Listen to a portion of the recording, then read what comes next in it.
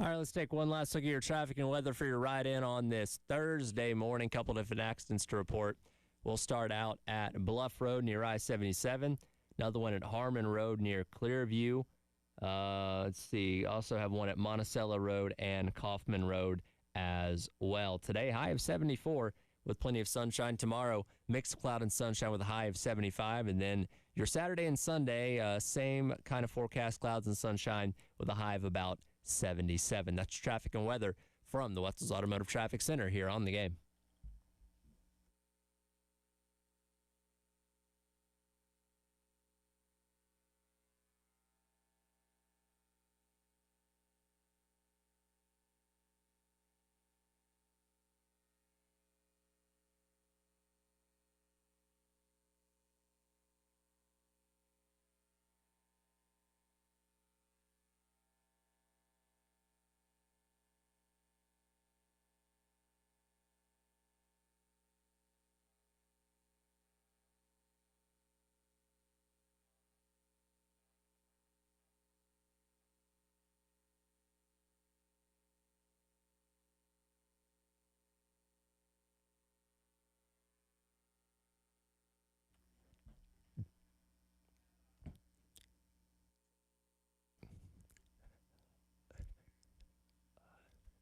Nine o'clock on your Thursday morning. Welcome in. It is the Extra Point. It's our Ed and Jack Veltri along with you here, getting you closer to the weekend and be able to enjoy some stress-free football. No Carolina in action this weekend, though we do have some news in reference to what Coach Beamer talked about yesterday. But first off, how are we doing this morning, Jack? Doing good, man. Yeah, it's kind of that point in the week here where it's like not a lot going on in South Carolina athletics. It's kind of strange because we always have something to talk about, and we do today. Don't get me wrong, but nothing like no game to get ready for this weekend. No basketball until Sunday now for men's, and women's are playing tomorrow. So just a weird period that we're going through right now. And this is the point where having let's just face it, call it what it is, a bad team sucks, right? Because you're not relevant anymore.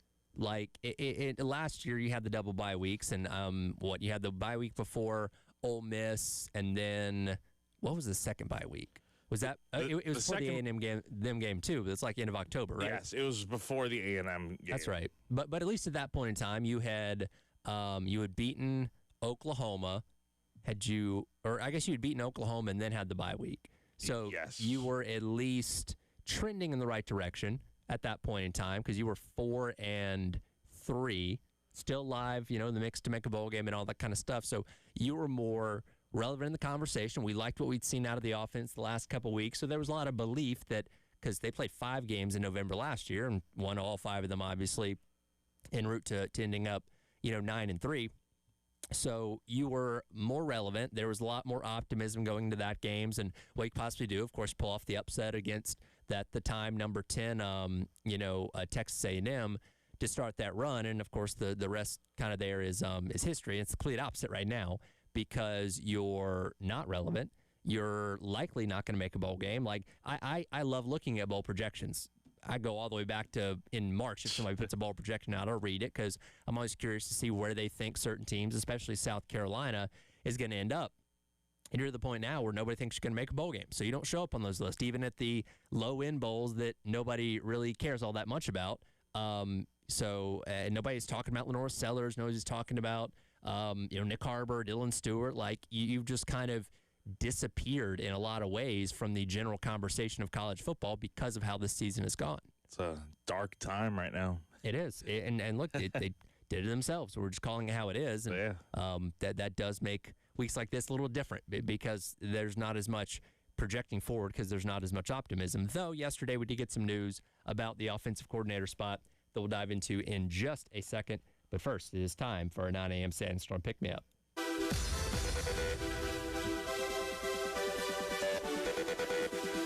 Time to get hyped. Here's your 9 a.m. Sandstorm, sponsored by George Sink Injury Lawyers. Just call all nines.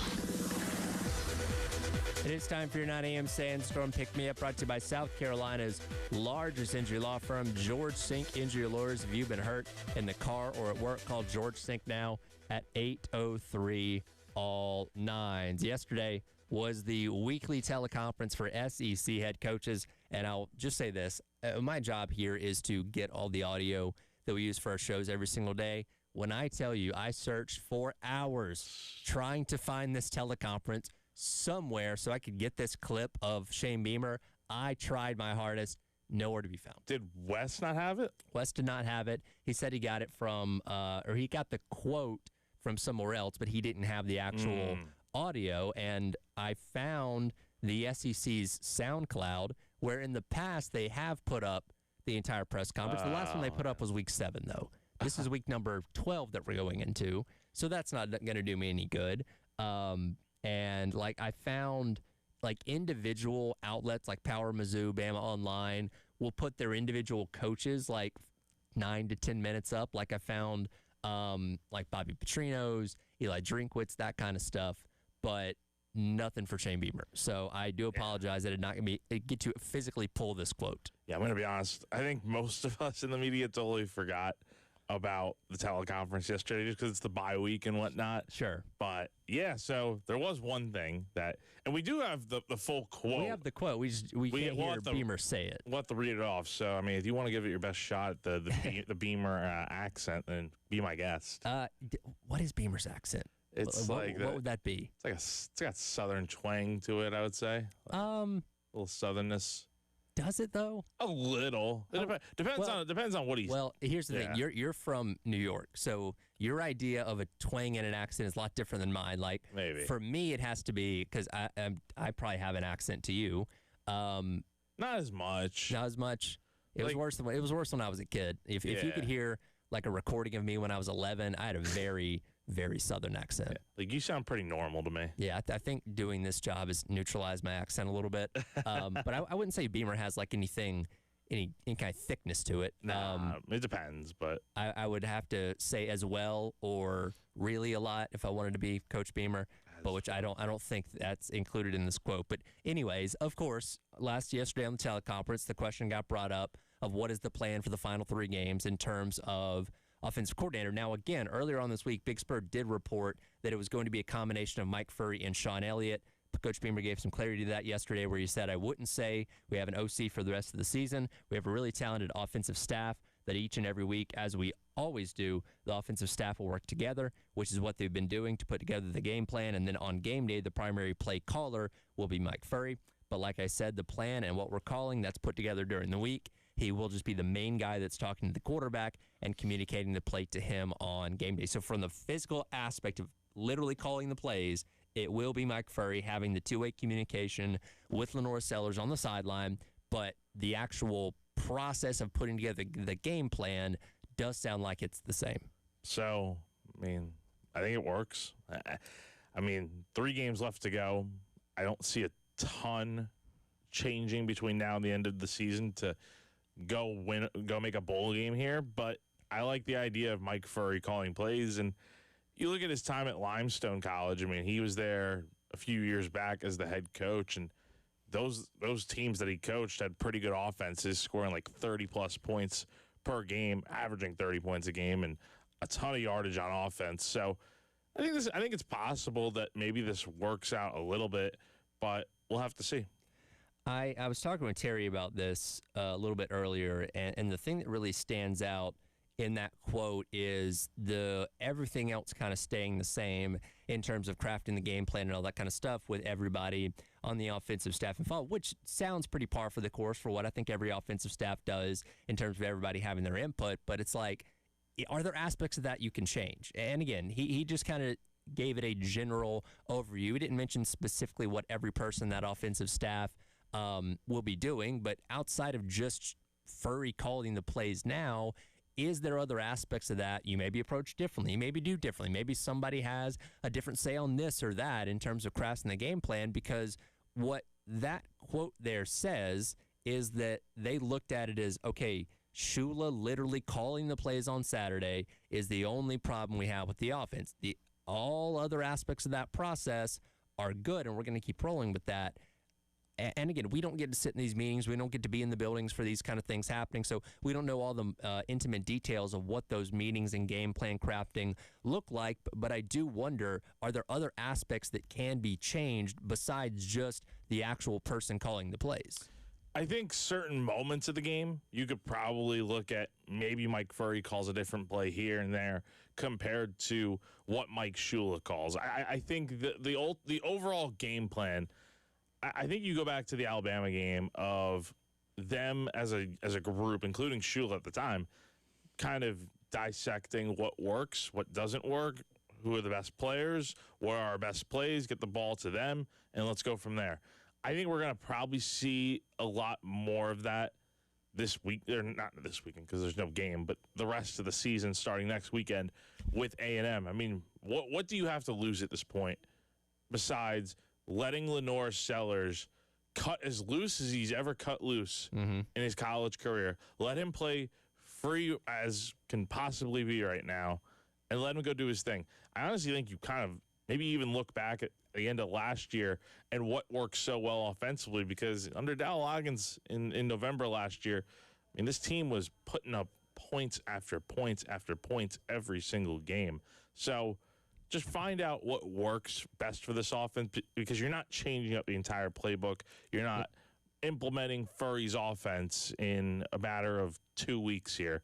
You're kind of just stuck with what you have right now. You mentioned the offense coming along in November last year, and I can't remember if it was Wes or Chris that pointed out in their article earlier on this week talking about Shula getting fired. Remember, there were people that were saying, well, Shula is the reason why the offense is taking off, and maybe he's secretly calling the plays. That's one thing that's really funny to me about my short time here at Carolina is how many times a secret play caller has been accused of being responsible for the success of the offense. Again, going back to the end of the 2022 season, well, there's no way Marcus Satterfield was calling those plays. It was Freddie Kitchens or whoever on the offensive staff that was really calling the plays, and why they put up 63 points on Tennessee. And last year, Shula's calling the plays, not Dow Loggins, and that's why they're having success, which I don't know. I guess now that Furrey's in charge, you would just give him the responsibility if things start going better in these next couple weeks. But it's a funny coincidence that's happened multiple times with, well, it can't be this guy. It's got to be somebody else calling the plays. Definitely a funny coincidence. And here's the thing that we need to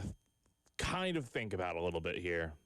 What if Mike Furrey does a really good job calling plays these next 3 weeks? You know, like I was talking about with Kendall Smith yesterday on GC Live, and I kind of posed the question to her that I'll pose to you real quick.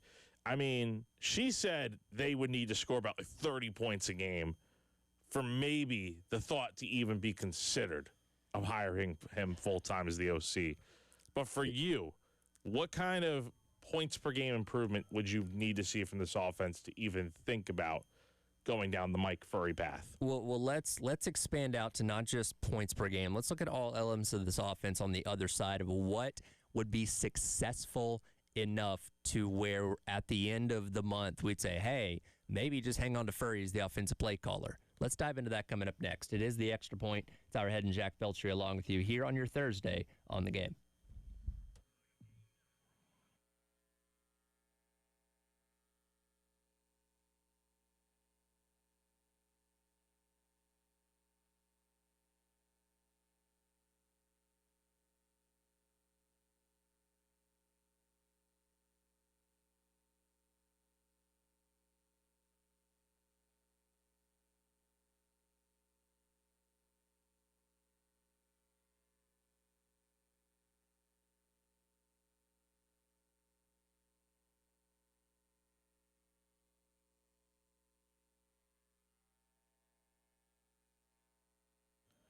When it comes to HVAC replacements, AAA Heating and Air has your back. They offer guaranteed financing, 12 months with no payments or interest, and a 15-year warranty on parts and labor.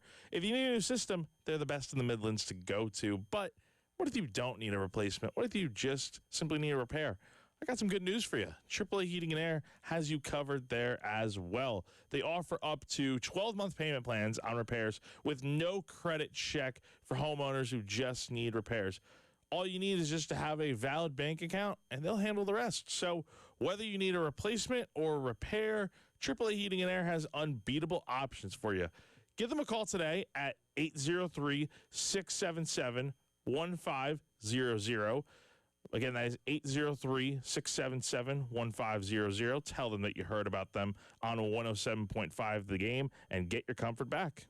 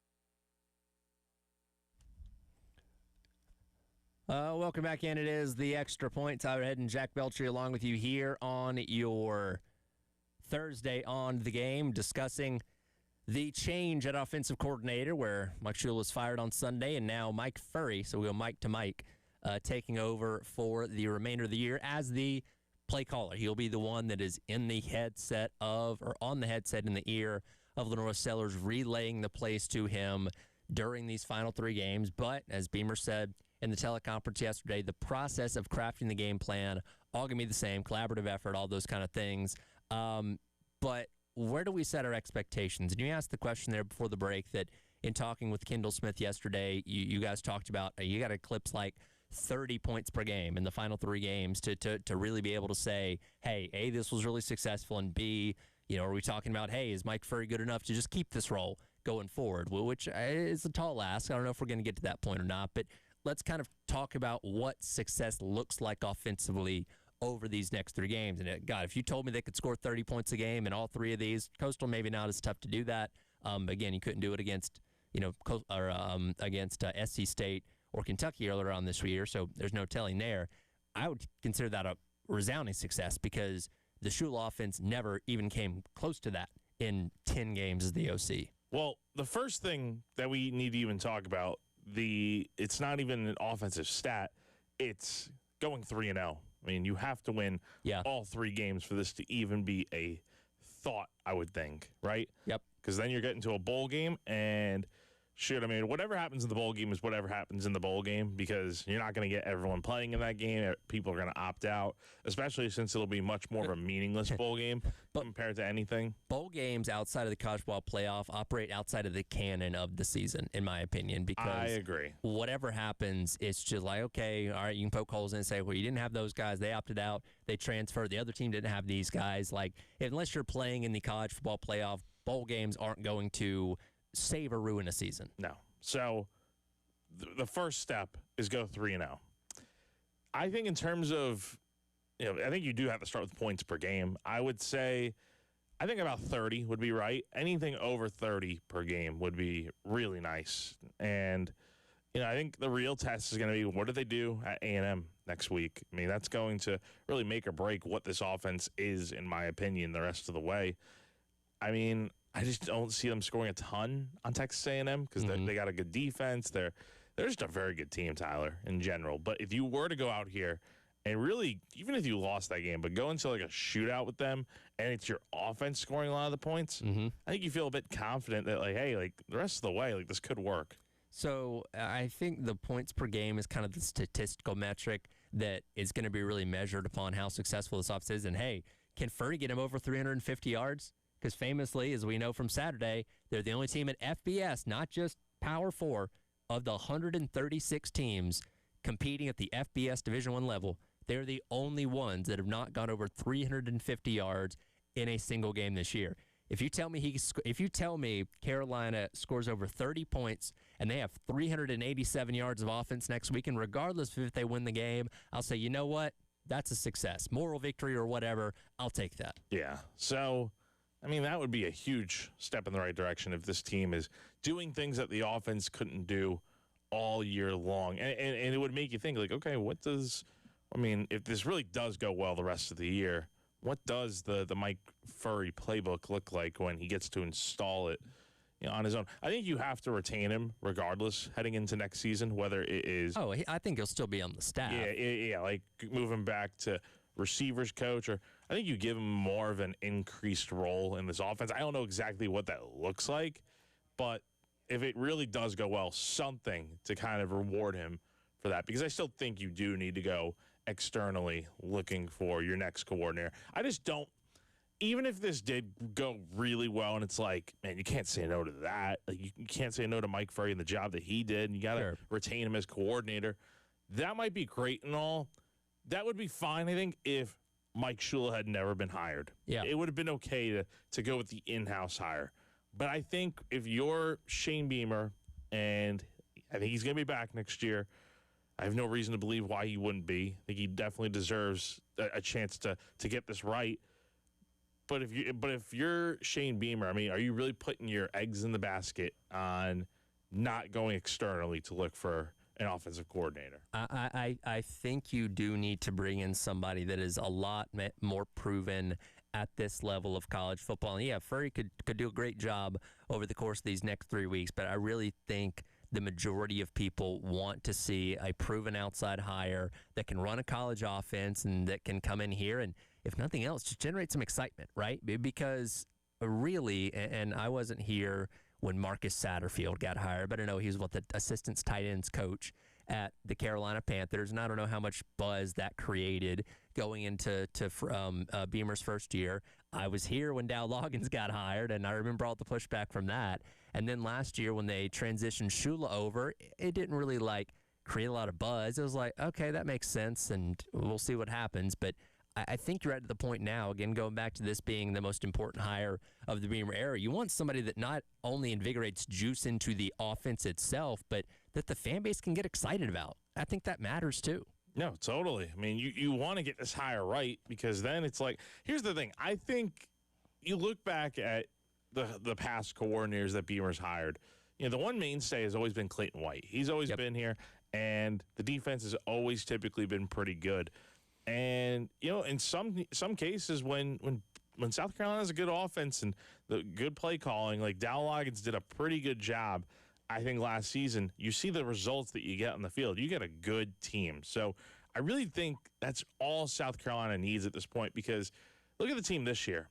I know it's not a good team right now, but it's not like the defense has been atrocious this year. They've given you a chance to win most of these games, played pretty well overall. What you're missing right now is an offense, and you have all the players on offense, I think, to make this thing go. It's just the play calling was atrocious this year, and that's why a change was made. If you had an offense that was completely average in every single category in college football, again, 136 FBS teams, average would put you squarely at number 68 in every offensive category. I think this team could probably be like 5-4, which, hey, it's a couple of the games difference. Significantly better. It's better than where you're at, and you'd be saying, okay, well, you just won the Coastal game, and you're at least playing in a bowl game because of how well the defense has played. And look, they've not been perfect. They've had their issues. They gave up 8 billion yards on the ground last weekend to Ole Miss, which wasn't great, obviously. Special teams outside of last weekend has done a really good job for the most part this year. Your other two facets of the game have done enough to where if your offense was just somewhat competent, you would be a team that's a lot more successful, but it's not been, and that's where you're sitting at 3-6 right now, basically facing bowl elimination next weekend, taking on Texas A&M. Like, it's going to be really tough to get to bowl eligibility, and it's like there's been so many moments this year where it's like, man, if this thing happened, I think they would have won this game, or this happened, we'd win this other game. Like, you're right. I think if South Carolina just had a average to mediocre offense that was putting up, I mean, they put up less than 20 points per game this season, put up maybe 25, 26 points per game, bump that number up a little bit, you might sneak out of there with a win over Alabama or Missouri. I mean, like, this team is close to. When Shane Beamer says this team is not far off, I do kind of agree with him in that they've gone into the fourth quarter of most of these games still fairly competitive. It's just, man, your offense, like, they just cannot get it done consistently enough. And that's what's holding them back. The defense has given up some points, but I think that's also because they get put in such terrible situations sometimes. I mean, look back at Ole Miss. I mean, the muff punt by Jalen Kilgore had them backed up inside the red zone, and they gave up a field goal. That's as good as you can ask for when your defense shouldn't even have to be on the field. But also the turnover on downs near midfield, they gave up a touchdown the next play to Kawan Lacey. So it's like your defense is doing the best it can. Your offense not giving you a chance to win. Hopefully that can change, though, these next 3 weeks. And I brought this up yesterday because I had Jordan on the halftime show after he put out the article talking about what Beamer had said on the teleconference.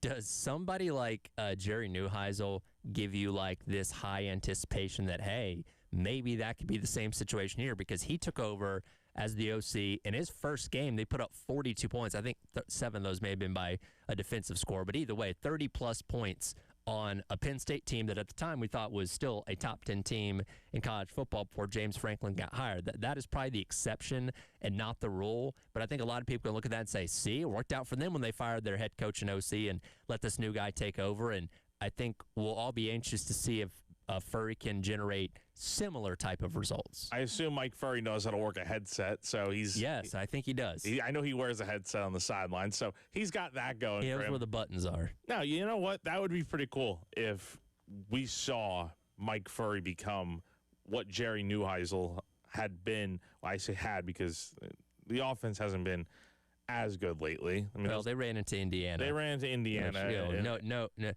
Nobody's upset at them for only having 6 against that great team. Exactly. But for that 3-game stretch, I mean, they were putting up a ton of points. So, look, that's kind of what you would hope to see down the stretch here is just doing some things on offense that you haven't been able to do all year. And look at what kind of difference it'll make in these final 3 games, because I don't know what's going to happen next week, but if you really can go out there, put up a lot of points, your defense might be able to give you a chance. Yeah. By the way, I still find it funny that most people think that Jerry Neuheisel is the head coach of UCLA right now. If people still think that's the case, I can't really fault them. Because he's been kind of like the poster child, right? The media has done a terrible job of promoting Tim Skipper as literally showing him off to be the head coach. Yeah, and by the way, and I know they ran into Indiana last week, but if they can finish out and find a way to make a bowl game, they're 3-5 right now. If they can make a bowl game, Tim Skipper might be the head coach there. I don't know. I think you maybe just look at hiring both of them either way. I mean, I think they've considering how bad the season started. Yeah. I mean, still got to get close to making a bowl game, but I think it's possible. Well, and especially considering the fact there's so many head coaching openings right now. I don't know if you're going to go out there and make a splash hire at UCLA right now. Nah. So you might be better served to keep it going. Yeah, you might be. Definitely at least got to bring back Jerry Neuheisel. Yes, at the very least. We got one more month to go in the regular season of college football. What's the Heisman race looking like? We'll dive into that coming up next. It is the Extra Point. Tyler Head and Jack Beltry on your Thursday on the Game.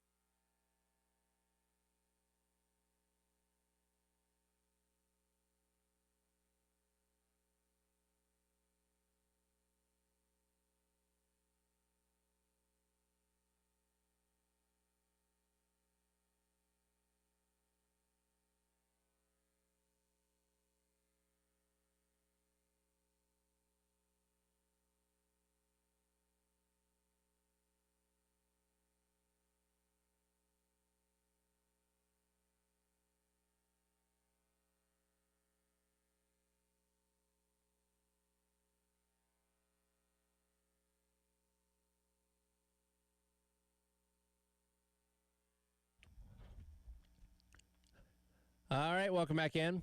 Extra Point. It's our head, Jack Belcher, with you on your Thursday here on the game. As we enter the final couple of weeks of the regular season of college football, start really thinking about who's going to be hoisting the Heisman Trophy that's going to be awarded a little over a month from now. I believe December 13th is the official day as the calendar shifts because you're going to have the conference championships a little bit later in December coming up this year because the month, I believe, ends on Saturday the 30th. But, you know, it's interesting because a lot of years it's pretty obvious who like the couple of breakaways are or the one guy who's really running away with the award. I know even as unprecedented as it was to have a wide receiver / DB win the award, I think we all felt pretty confident that Travis Hunter was likely going to be the guy last year, and he obviously ended up winning it. Most often, a quarterback out on Alabama or something like that, like a Bryce Young, ends up winning it. But this year, does it feel like it's kind of not as obvious as we go through this final month of the regular season? It does. There's no clear-cut guy, in my opinion, right now. Now, I think we know who's going to be there, but I don't know if we could say necessarily who's going to win this game. And, you look at the BetMGM odds right now, Tyler. It's pretty close, I would say. With four guys and specifically that I think will be there, all quarterbacks. And I think this whole thing's going to really be coming down the stretch of what do these guys do over the final month. Yeah, so per the BetMGM odds, as of right now, Julian Sayin is the favorite at plus 150. Fernando Mendoza, Indiana. Second favorite odds, Ty Simpson. Third, Marcel Reed. Fourth, and his odds are at plus 750. Then a pretty significant jump down to Gunnar Stockton, Diego Pavia, guys like that. Also quarterbacks, obviously, and you're talking plus 2,000 and above. So I think we can kind of look at this in the realm of, okay, Sayin, Mendoza, Simpson, Reed are kind of that group of four as of right now. And I guess it doesn't feel like we know because I can't definitively say where any of these guys' Heisman moments have come from. Like Sayin and Mendoza have some of the best statistics in the entire country in terms of passing touchdowns, all that kind of stuff. And Julian Sayin certainly has a great complement of receivers. They just throw in the ball too. But if you ask me to name a defining moment for Julian Sayin or Fernando Mendoza, I couldn't really point to anything. You know what I mean? No, and I think the moment for Sayin might be going to Ann Arbor at the end of the month and beating Michigan. Maybe. With a really solid performance. It doesn't necessarily need to be like a play. Like, it can be. But, you think of, Desmond Howard and that punt return he had against Ohio State. Johnny Football's touchdown against Alabama. Exactly. There are moments for guys that are just that's when you know, okay, that's the Heisman Trophy winner. It's either moments or their numbers are so stupidly high that it's like Jameis Winston, when he won the Heisman in 2013, Florida State was beating everybody by 50 points. And he didn't have to have a specific moment. His numbers were just so insane. It's like, oh yeah, of course he's going to win the Heisman Trophy. And we just don't really have that this year. And of course there's a lot of parity in college football. And I guess Sayin and Mendoza kind of fit in that category of their teams kind of dominating most of their games. So maybe you lean that way. But for Sayin, do you, I don't want to say count it against him. Do you knock him down a little bit because he just has elite wide receiver talent to throw to? Maybe. I don't know. I think if it came down to if it's too close to call, let's say it does come down to Julian Sayin and Fernando Mendoza at year's end, and you're kind of stacking up. Okay, the numbers are very similar, and if you're a voter, you're kind of looking at all right, this is very close. Who am I going to go with? I might go with Mendoza just because look at what he has compared to what Sayin has. Anyway, anyone would do well with Jeremiah Smith and the weapons that they have. And Carnell Tate. Carnell Tate is another good one. They got that's wide receiver U right there. So I think most quarterbacks could do pretty well in that offense. But look at what Mendoza and Indiana are doing this year. It's insane what they're doing. This is not a surprise after last year, but Indiana's we're talking about them being a potential top team in the country. By the way, could you imagine if in 2 years, Kurt Cignetti has already taken Indiana to the playoffs once, likely going to do it again, maybe as a top 4 seed, imagine if they make a deep run. I don't say they have to win the national championship, but let's say this team's playing in like the semifinals and they have a Heisman Trophy winner at quarterback. Like, build the statue tomorrow. You know what I mean? Like, Cignetti, it will never, ever be fired from Indiana at that point. He'll never have to buy a beer in Bloomington again. No. I mean, it's insane what he's done out there. And here's the thing, even in the SEC, I think Ty Simpson and Marcel Reed, I think Marcel Reed's starting to get talked about a little bit more after the LSU game, where going into Baton Rouge at night and winning the way they did in that one, blowing them out. And he had a pretty good game that night. So I think it does come down to what these guys do over the final month, and that's going to be what separates them in this race, I think. I think Marcel Reed brings an interesting aspect to the table because out of all these quarterbacks, he's the one, and he's not, the same kind of dominant dual threat quarterback I think that we've seen in years past, but he uses his legs effectively when he needs to, and I think that rushing element can add a little something different to him compared to these other three guys that are thought of as more of your typical pocket passers. No, that's the thing that could really help him out a good bit is, I mean, shoot, if Marcel Reed, I mean, let's look at his numbers right now, because if there's a certain amount of yardage he's able to eclipse rushing-wise this season, then that's going to certainly help him out a lot. So, because his passing numbers are down a little bit. He's just under 2,000 yards, 17 touchdowns, 6 picks, but it's very realistic. And, by the way, he ran all over LSU the last time we saw him a couple weeks ago. He could eclipse 500 yards on the ground, I don't know, maybe get 3 or 4 more rushing touchdowns. So let's say he has 500 yards on the ground, 9 rushing touchdowns, and then let's just say he ends up with 2,500 yards, 25 touchdowns 24 touchdowns through the air, and like 7 interceptions. It's possible. I would say that alone will help him get to New York for sure. But to win the Heisman, I don't know. The interceptions might be a little too high, depending on what the other guys do too. But I mean, the rushing numbers, that would be pretty good. Yeah, I think that's what potentially sets himself apart from those other guys that maybe could give him a leg up. We'll see, and obviously we hope he doesn't decimate Carolina's offense coming up next week. I do think, I will say this, I think Trinidad Chambliss not being wow against Carolina maybe dinged his chances a little bit. Totally, because he was having a great year. He was on a heater. He had only 1 interception coming into that game. Yep. So, I mean, he had been so good. And here's the thing. He didn't start at the beginning of the year. It took an Austin Simmons injury for him to really come onto the scene. So I wonder what that extra game or two would have done for him health-wise. But, I mean, and he still got a chance to stack up some good stats over these final 3 games here with the Citadel, Florida, and Mississippi State. But I don't count him completely out of this race yet either. But he's definitely not having the same chances right now as a lot of these guys. Are we going to count out any non-quarterbacks yet? When you look down this list of odds, you have Jeremiah Smith with the best non-quarterback odds at plus 4,000. Jeremiah Love of Notre Dame, same odds at plus 4,000, but it looks like those guys probably not going to make their way unless they just explode in these last couple games of the regular season. Probably not going to find their way to New York. I'd like to say Jeremiah Love, but I don't see it. 894 yards, 11 touchdowns is really good right now, but that's just not enough in my opinion. We talk about winning the Heisman Trophy as a running back or even getting to New York, you got to have at least like 1,500 yards, I would say. Yeah, and look, I thought Jeremiah Smith had a really good chance at winning it this year because there was so much quarterback turnover at a lot of the big schools.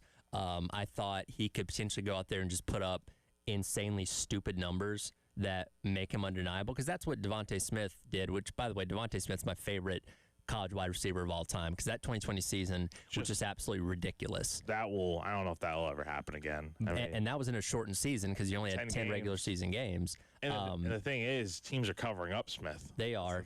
So his numbers are down a little bit. Still having a phenomenal season, but he's not going to achieve that stupidness number that I think you need to win the Heisman Trophy as a wide receiver. No, I mean, it happens very rarely to win the Heisman Trophy as a receiver anyway, but yeah, this is going to be a quarterback award this year. Yeah, so again, a couple more weeks to solidify who's going to be in New York for the Heisman Trophy and see who holds the trophy up coming up in early December.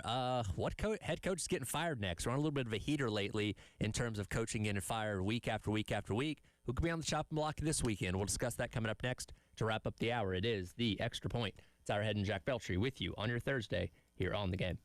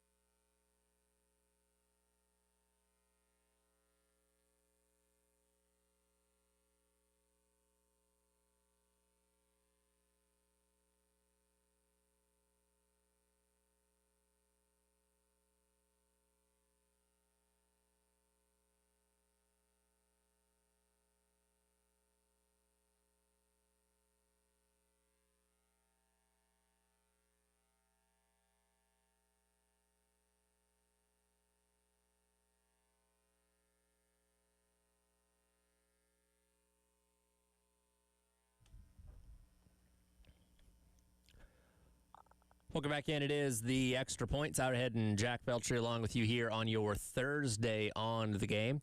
Coming up in the next hour, Wes Mitchell will jump in here with us. We'll talk to Will Helms from Gamecock Central as he's got an analytic breakdown on Coach Beamer's numbers through almost 5 full years here at Carolina. We'll talk to him about that. But, in the last segment there, we discussed odds on winning the Heisman Trophy.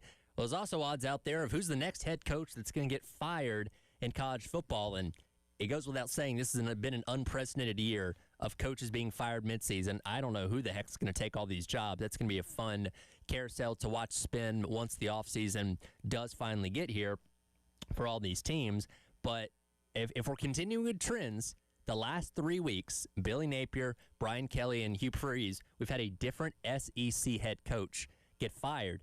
Do we think maybe we could see a fifth SEC coach lose their job this upcoming weekend? I feel like Stoops kind of saved himself a little bit with the win over Auburn. Did he not? Well, was that truly a both coaches fighting for their life type of game? I mean, I think it probably was. I mean, Kentucky's been pretty bad this year, 3-5.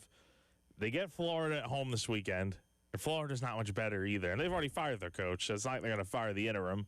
I will say, Billy Gonzalez, he had those boys playing hard against Georgia last weekend. Yeah. I mean, I don't know. We talk about the buyout with Mark Stoops and whether or not Kentucky would be willing to pay it, and then you see all these other schools out there, and they're paying massive buyouts, definitely more than what Mark Stoops would be getting paid at Kentucky. I don't know. I mean, but also, what does Kentucky expect this year? I mean, I think coming into the year, we all kind of knew they were going to be the worst team in the conference. Sure. So, and by the way, he has the third best odds per bookie.com to be fired next. When next comes, we don't know.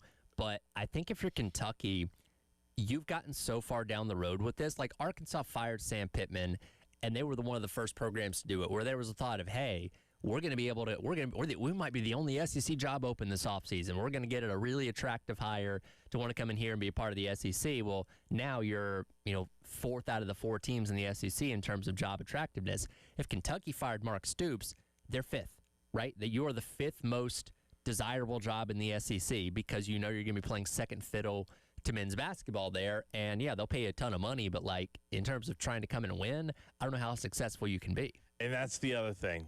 You mentioned that with the men's basketball program there, and they take the cake. I'm sure football does get the load of the money, just like all the other the sports sport do. generates the most money. It generates the most money. And here's the thing. Kentucky's not a desirable job. I don't think it is compared to every other job out there. You're waiting at the back of the line to try and get a coach that, are they going to be better than Mark Stoops? I don't know. I mean, you're really going to have to go really do your homework and go get probably someone from the G6, I would say, whether it's a coordinator or you probably would have to go down the coordinator route here, I would say. And I always say this when we talk about Kentucky. Let's just say you're the athletic director at Kentucky and I'm in charge of their collective, and I say, hey, I've got $5 million that we can either spend on the number 1 point guard prospect out of high school this upcoming year that's destined to be a lottery pick, or we can spend it on the number 1 quarterback coming out of high school that's 5-star. What do you think the AD is going to choose at Kentucky? I would probably say, I don't know. I would probably say the 5-star quarterback, right? Probably the point guard. Yeah, the point guard. You think they would choose the point guard, right? Probably, yeah. Because that's just what they do. Now, again, they've not been really presented with trying to get 5-star quarterbacks, so maybe I'm wrong on that. But a 5-star quarterback is a 5-star quarterback. That is. I mean, a point guard is one thing, but also look at all the point guards Kentucky's had. I mean, is this kid gonna be better than John Wall? Let's say he is. You don't know. That's the thing. We don't know. We don't know that. We're just looking at star ratings coming out of high school and draft projections here. When's the last time Kentucky's had a 5-star quarterback? I don't think they ever have. Exactly.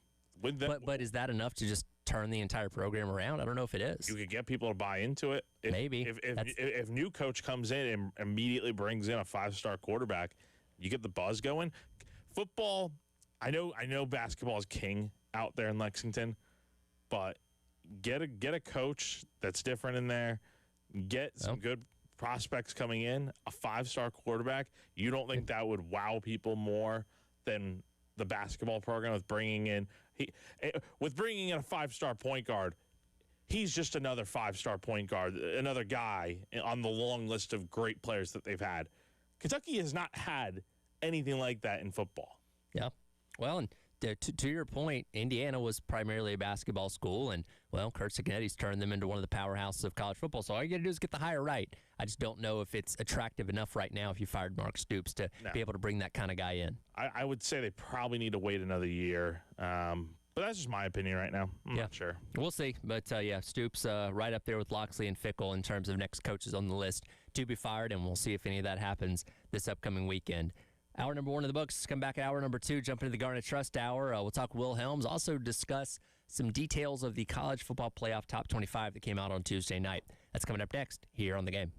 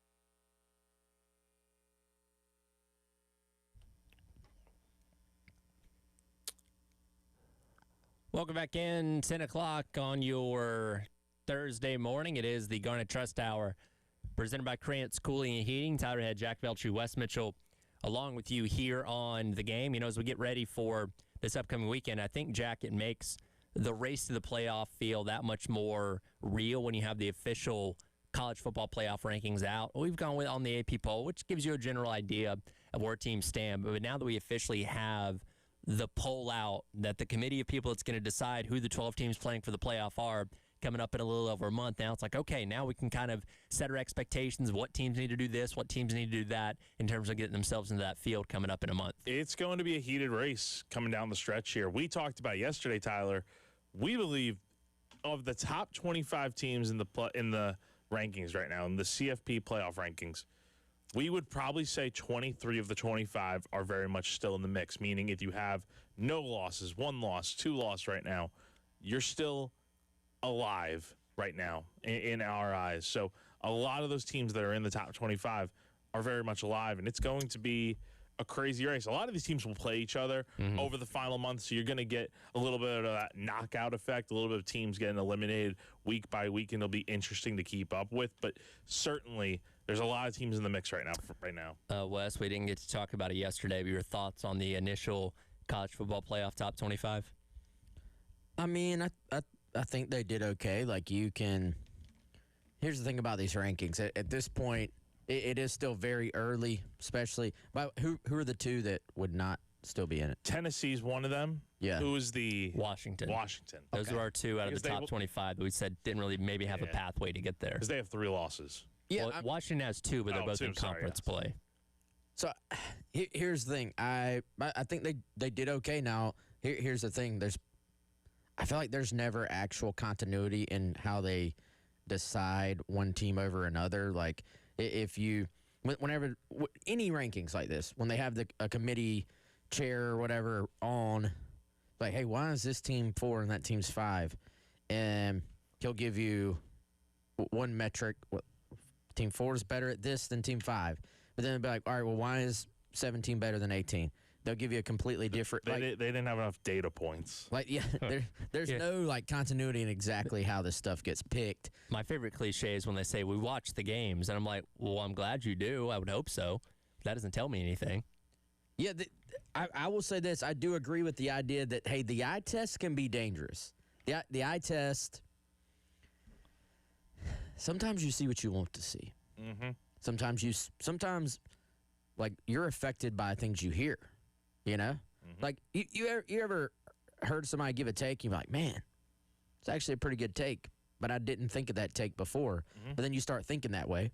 Then you hear a different take. Well, that's a pretty good point too. So I think the eye test can be very, very dangerous in this stuff. But in terms of, like y'all said, a lot of these things are going to sort themselves out. So I think it's kind of too early to get too up in arms. Like Ohio State being 1.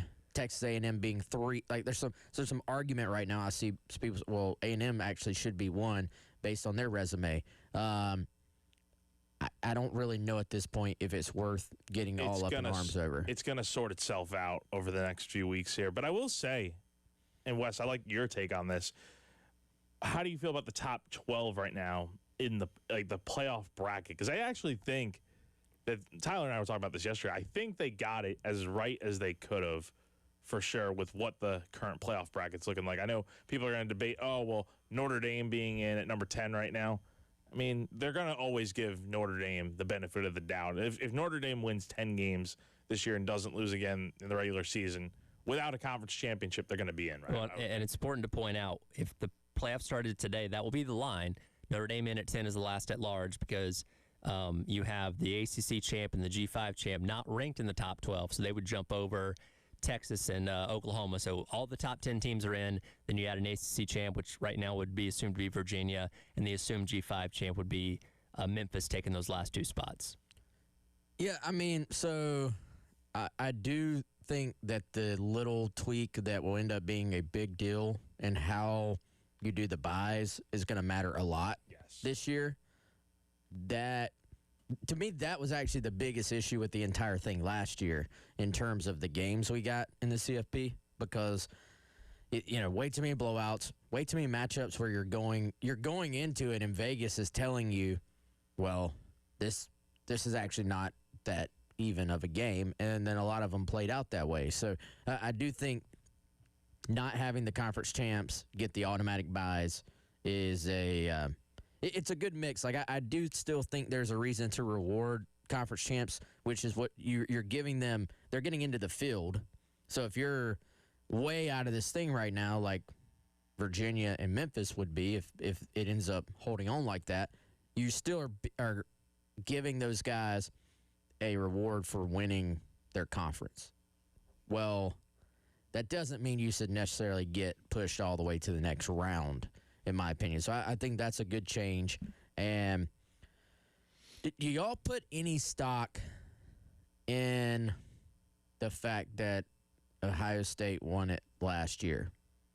Like, is there any case for them to be number one? To be the man, you got to beat the man. I think nobody will admit that, but I think, again, there's got to be a little. It's always in your mind, right? Because Yes. we think about prestige of programs, and I go back to, I know it's different because it's a 4-team playoff. When Georgia lost to Alabama in the SEC championship game in 2023 and went from number 1 to number 6. And a lot of people's argument is, well, this is a team that hadn't lost a game in 2 calendar years at that point in time. It's like, well, the stuff that happened before this year doesn't matter. It's only what happened within the context of this season. But we all have that bias of thinking about what that program has been over the past couple of years. And until proven otherwise, we're going to put them at the top. And I think Ohio State is in that reality. Now, yeah, it helps that they've just been bludgeoning everybody. Nobody's been anywhere close to them so far this year. And metric-wise, yeah, you can make an argument that A&M could make a case for being number 1. Indiana could too. But again, at the end of the day, you're just kind of talking about seeding at this point. And if you're in the top 4, you're going to get a bye regardless. Now, yeah, being the number 1 seed gives you a better perceived matchup in the second round based on how the bracket works out. But at the end of the day, it's kind of like splitting hairs when it comes to who's number 1 right now. Yeah, and I think, again, a lot of this will sort itself out. And I just, the reason I bring that up, I wonder if you have the exact same resumes and Ohio State is not the defending champ. Is there a little bit more of a case, for A&M at this point? Maybe so. And look, A&M's going to have the opportunity to play a highly ranked Texas team, more likely than not, coming up in a couple weeks. They play Missouri, who's ranked this upcoming weekend. And, if Ohio State were to stumble or something like that, obviously they'd fall out for number 1. But we'll see if A&M, plays a highly ranked Alabama in the SEC championship game. So they'll have their opportunity. But again, right now, you still got a month to go. So it's all just really about positioning yourself more than anything else for this final run to the playoff. Is there any team right now outside of the playoff picture that we see getting in when it's all said and done? Like, could Vanderbilt hypothetically be that team, or Miami? Is Miami even able to get themselves back into the picture right now with 2 ACC losses? I don't think so, because I think the ACC is a one-bid league because all their teams are outside the top 12 right now. And with Miami being 18, their best win is against number 10 Notre Dame, but that's a long climb, and they don't have enough quality left on their schedule unless just chaos happens in front of them to, I think, really make huge strides in the last couple of weeks. I mean, they got Pitt at 24th or into the regular season, but that's it. That's not going to be enough, even if they're still ranked by that point in time, to, I think, really swing things too much in their favor. Don't y'all feel like Cristobal is just... It happens every year. Like you know what his record in November is at Miami? What? 4-9. They fall apart in the last month of the year. They don't have their own version of Cockvember. They don't. There. Or Crowvember. Crowvember. I mean, his reputation, unfortunately for Miami, like, they have the last 2 years, like, kind of played right into what his MO is, which is dude can recruit a team. Like, he can put together a roster.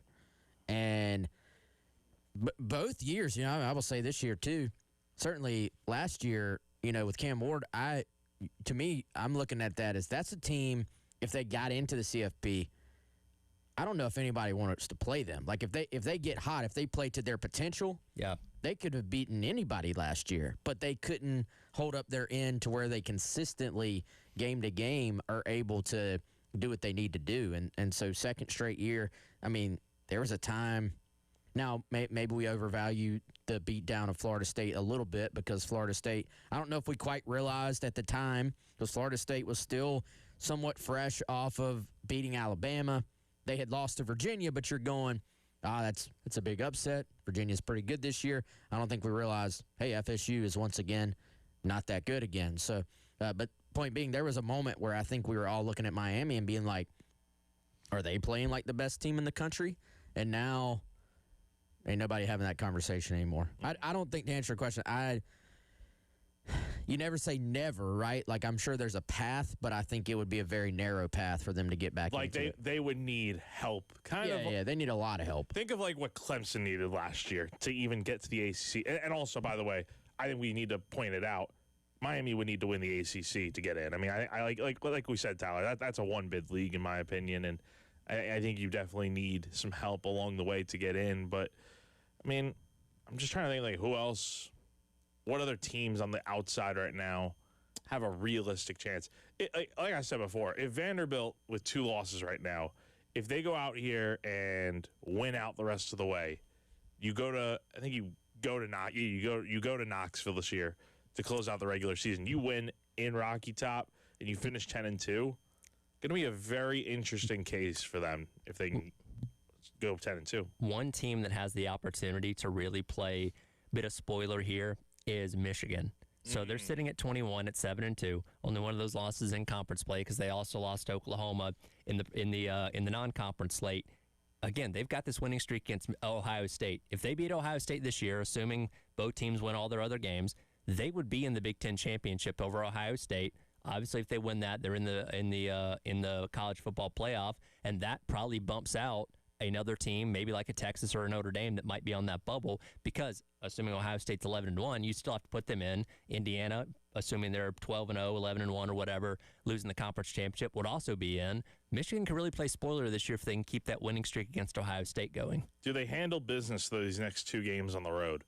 Won't be easy. Go to Northwestern. Northwestern's sneaky. Which I'm assuming sneaky good team. I think that game is at Wrigley Field because they don't play at that outdoor complex right now since it's right on the water. Then you go to Maryland. Yeah, so we'll see. But that's one team to me on the outside looking in right now that could still potentially work a path into the playoff and maybe upset the apple cart a little bit. We'll continue talking about the playoff bracket and everything coming up next as the Garnet Trust Hour, presented by Krantz Cooling and Heating, rolls along on your Thursday on the game.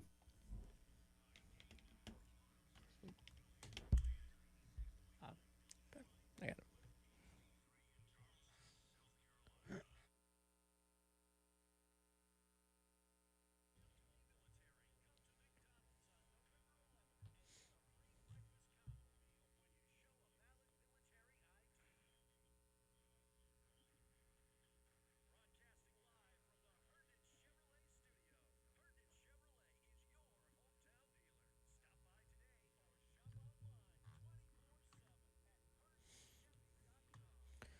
All right, folks, let me tell you about our friends at Classic Roofing, classicroofingsc.com, 803-590-7870. Taking good care of that roof, it can be a challenge, but you do not have to do it alone. Whether you own a home or a business, friends at Classic, they're going to help you out, making sure you're covered there. Let them come out and just go ahead and do a free estimate and give you an idea. First of all, how much life do I have left on this roof? Obviously, that can be a big undertaking. You're going to need someone's help to kind of walk through that process, and you can go ahead and be planning for the future as that happens. But maybe there's some things they can go ahead and do in terms of repairs, some small things to extend the life now so that you don't have to worry about bigger issues later on. If you go to that website, again, classicroofingsc.com, hit that free estimate button. They'll go ahead, send someone out, take an just extensive look at that roof on your home or business. Call them today, 803-590-7870.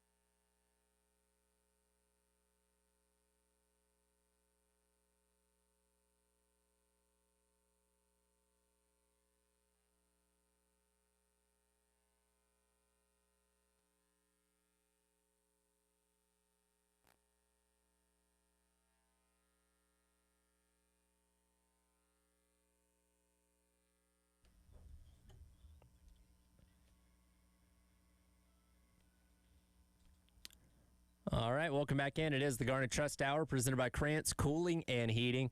Tyler Ed, Jack Beltry, and Wes Mitchell along with you here on your Thursday on the game. And as we like to do on Thursdays, we check in with our guy Will Helms, who does advanced analytics for Gamecock Central. And typically we're talking about an upcoming opponent, but it is a bye week, so hopefully it's a little more relaxing for everybody. And Will, how are we doing today, man? Doing great. How are y'all? Doing good. And given that it is a bye week and we're not focusing on our opponent this upcoming weekend, you took the opportunity with your article that came out yesterday to kind of look at the scope of Coach Beamer through the first 5 years of his tenure at Carolina and match him up with the greatest coach that this program's ever seen in Steve Spurrier. And as the numbers suggest, quite a few similarities between the two. Yeah, I got on the Insiders Forum, we got into a little discussion about, like, is the SEC harder now? Is it easier to win? All that kind of stuff. But I think however you look at it, I think we all know that Steve Spurrier is the greatest that the program's ever seen. And, Shane Beamer does not really show up that far below him in really any statistical category. Will, appreciate you hopping on, man.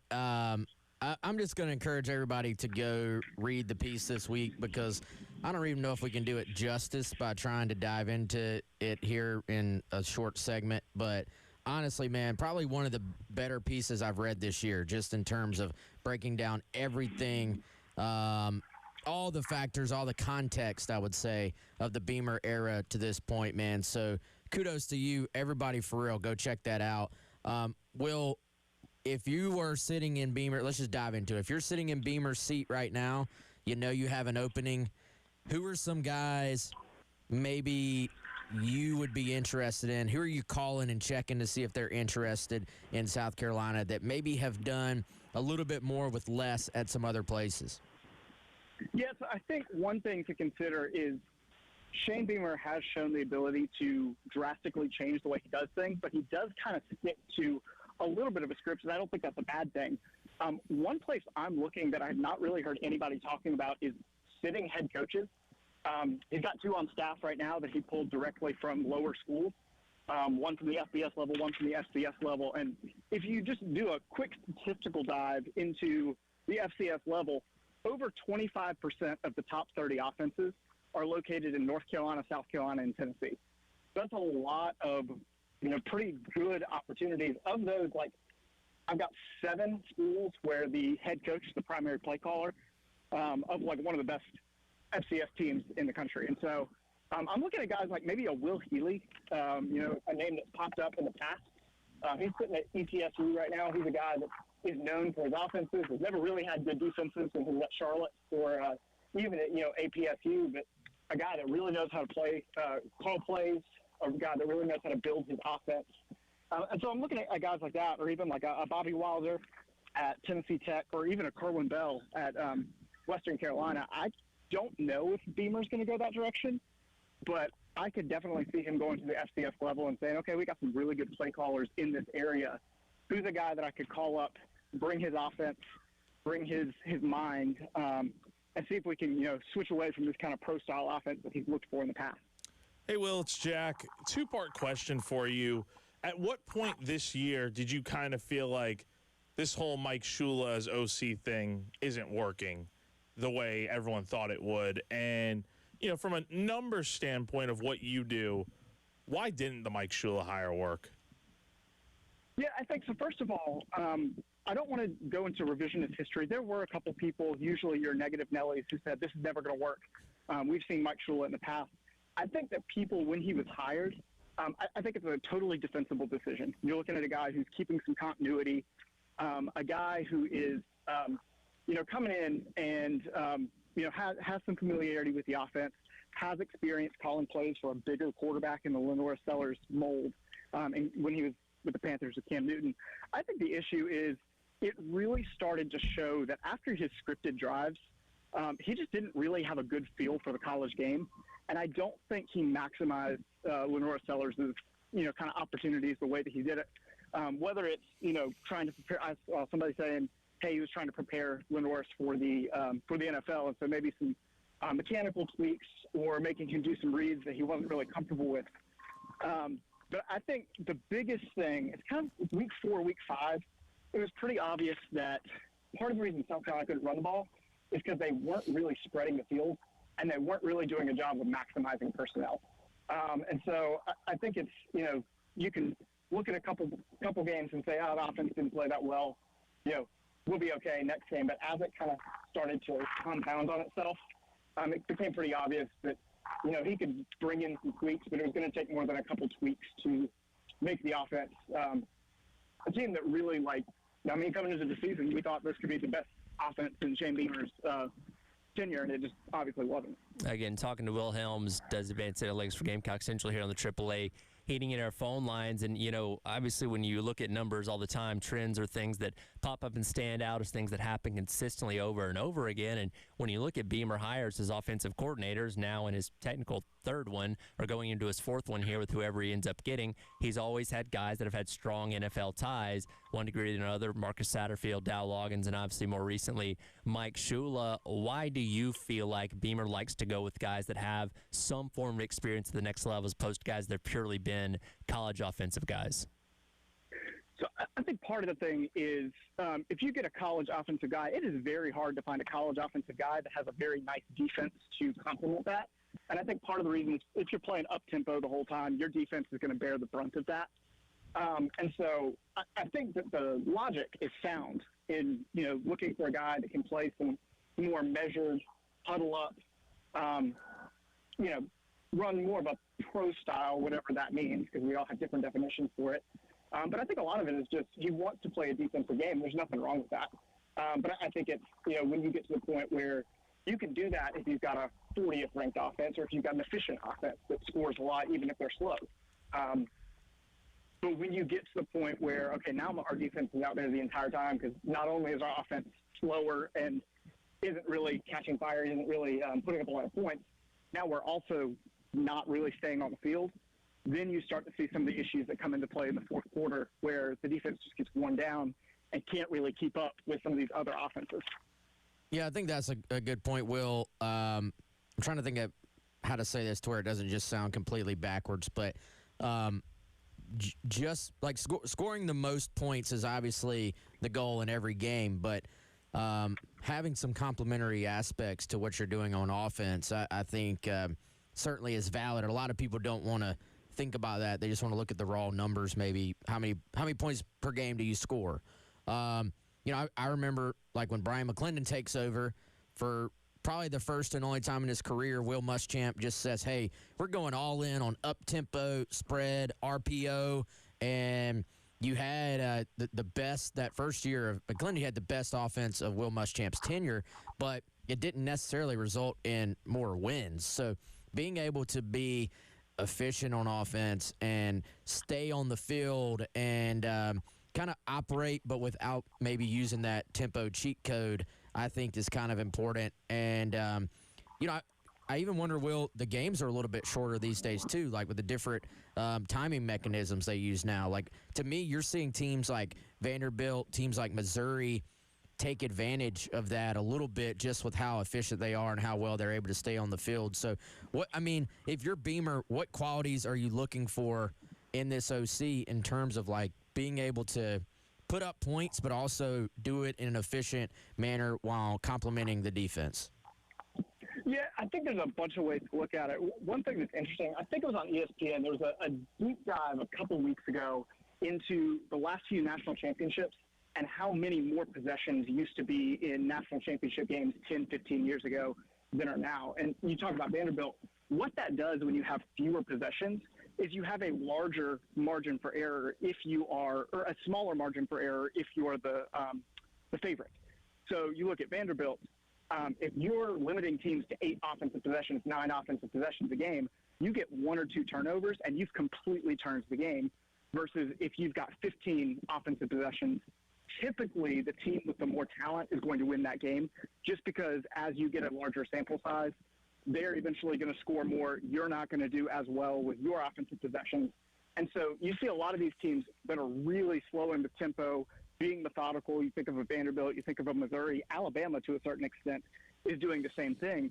And so when you look at that, it really brings in a lot of, that's part of the parity in college football right now is that there are fewer possessions in a game, which means you take away 1 possession, 2 possessions, that shortens the margin for error. That shortens the difference, the gap between the two teams talent-wise.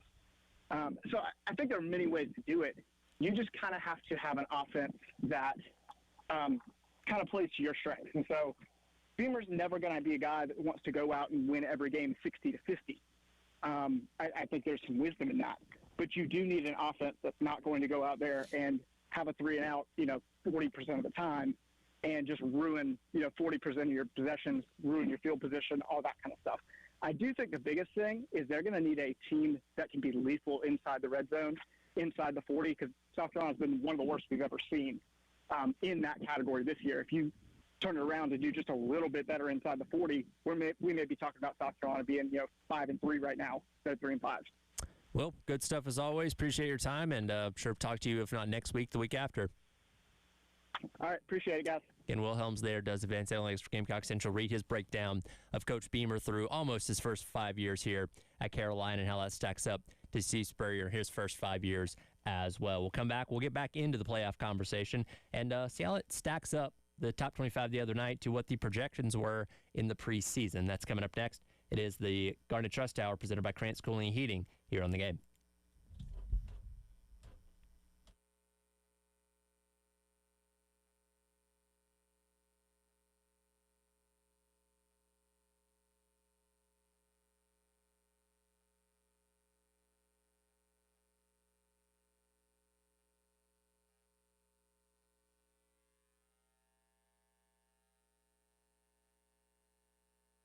All right, guys, let me tell you about our friends over at Integrated Media. IntegratedMediaInc.com is where you can get more information about all of their great services, like we've been telling you all football season.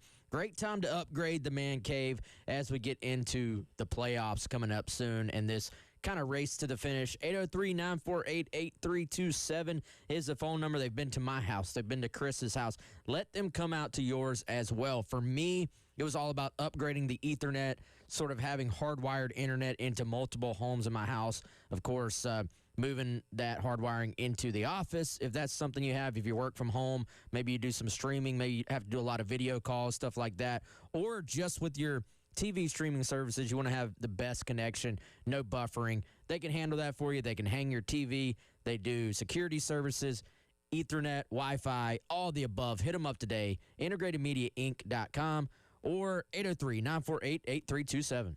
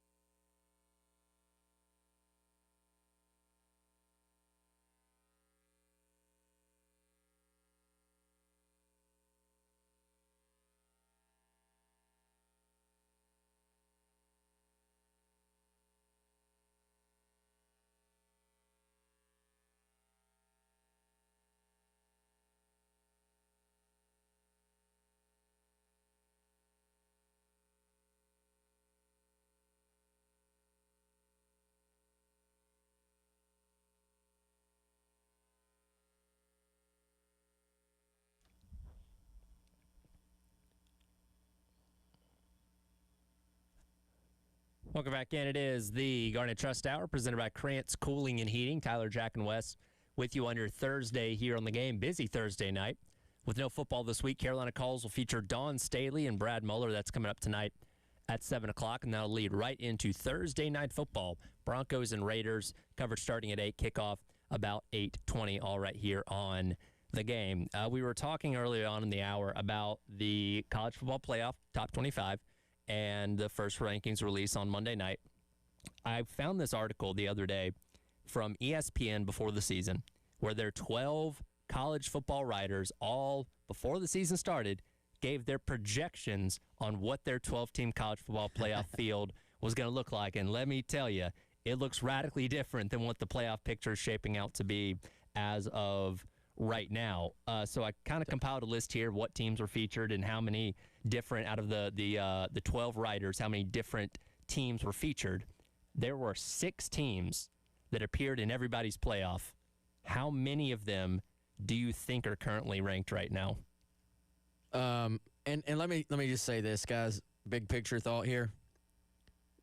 Projecting this stuff these days, it's until there's a little bit more just continuity in terms of like portal. If there's ever some restrictions put in place, it's going to be near impossible every year. And yeah. but if you even uttered to the South Carolina fan base, I don't know if this team's going to be as good this year preseason as the hype says. People were getting hammered online. Like Brett McMurphy not putting South Carolina in his preseason top 25. My man was getting like borderline death threats on Twitter and angry emails. Big Brett, fan. Actually, JK, you suck. Brett was right. He was right.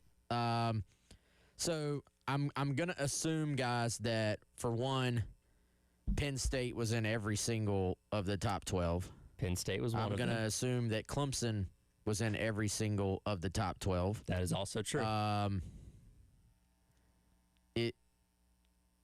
Texas made. Wait, you said college football top 25 right now, currently, not or yes, or current the field. teams that are currently ranked right now. That again, outside of, and Jack and I just, in our opinion, said Washington and Tennessee were probably don't have a path to the playoff, but still ranked nonetheless. But there were 6 teams that appeared in everybody's top 25 or top 12 before the season. Only 4 of those teams are ranked right now.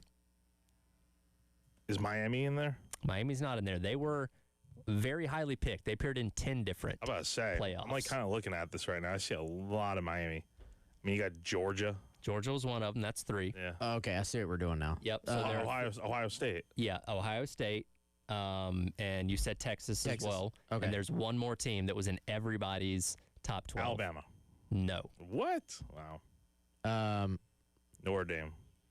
Notre Dame is correct. Alabama was only in 8 of them, actually. Wow. Got some haters in there, I guess. So the 6 teams that were in everybody's top 12. Ty Simpson, like that. Yeah, at the beginning of the year. Yeah, that's true. That's true. Clemson, Penn State, Texas, Georgia, Ohio State, Notre Dame, all in everybody's top 12. Oregon appeared in 11. LSU, Miami, and Boise State appeared in 10. Then it's a drop. Alabama is it appears in 8, and then you just have various ones of 5, 2, 3, 1. Carolina did appear in 1 top 12 projection before the season started, and that was it. Oh boy. Do you know which person said that? I am going through this to make sure I get the name right. That was Jake Trotter. Had them as the number 10 seed. Well, there's also one other guy that has them. Oh, that's okay. Sorry, there are 2. Paolo Uggetti, which at I've 11. never heard of that guy, but I guess he covers college football for them. So 2 people had Carolina in there. Yeah. I see somebody, David Hale has Toledo in his top 12. That is the only Toledo appearance. How is Toledo even doing this year?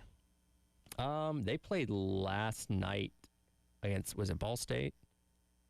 Let's see. They were playing last night.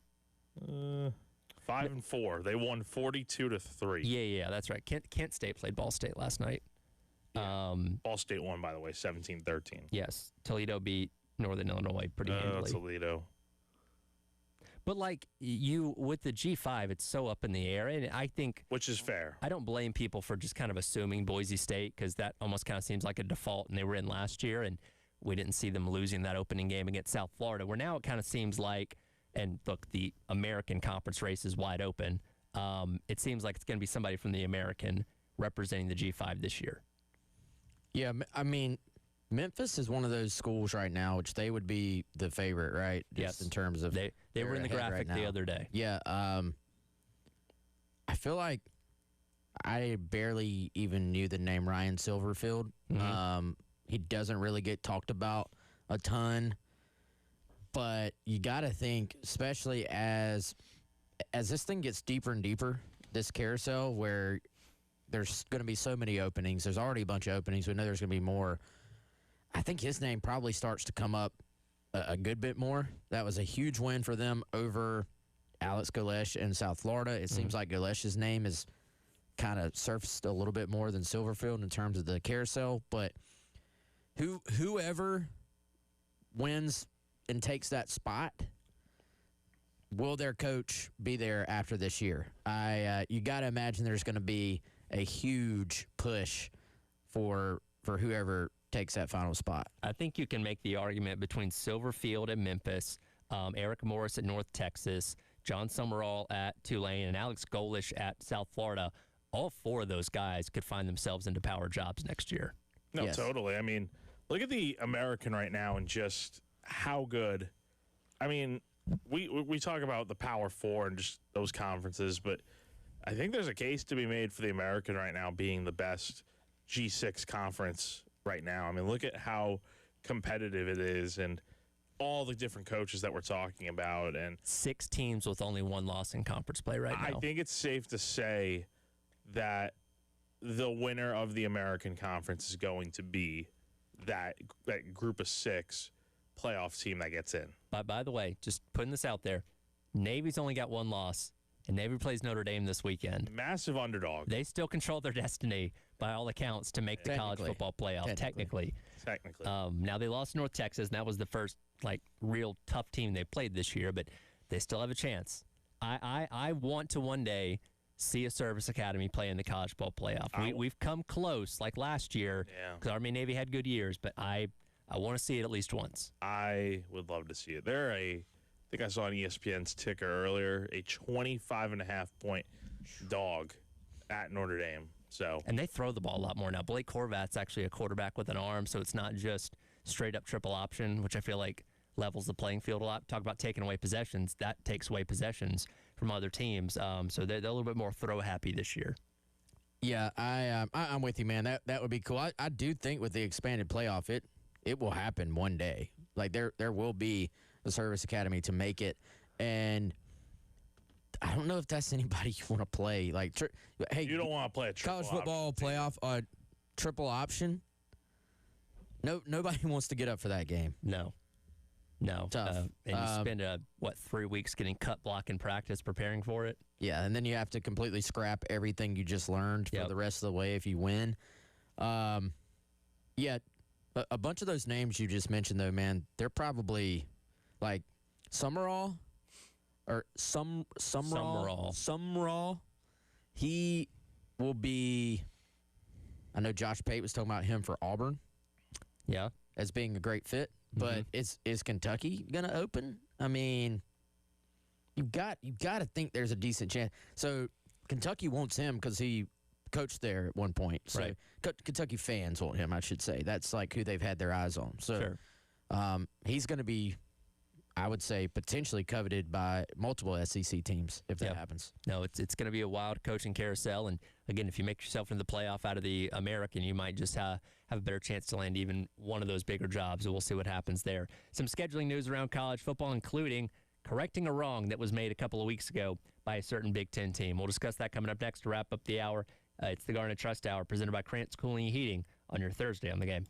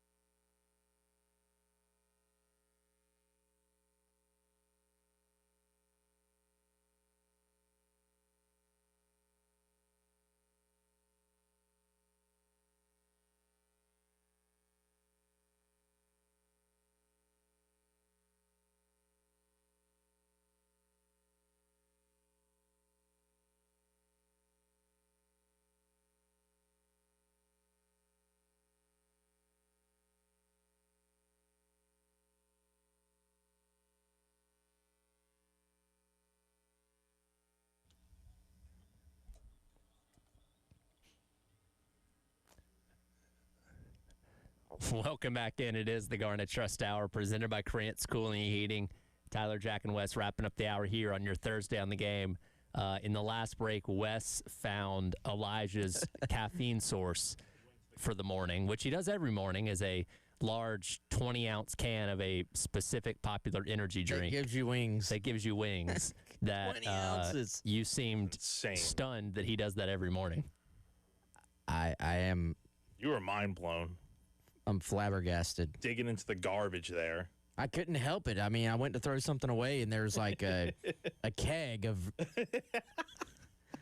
RB in there. A keg is crazy. Like how much caffeine do you think you consume on a daily basis? I know you usually have your coffee when you come in here. I mean, right now with a newborn, I gotta say I do like caffeine and sugar. Sure. Like I am riding the sugar high, and then it crashes, and I need more sugar. Like I'm on a bad path right now.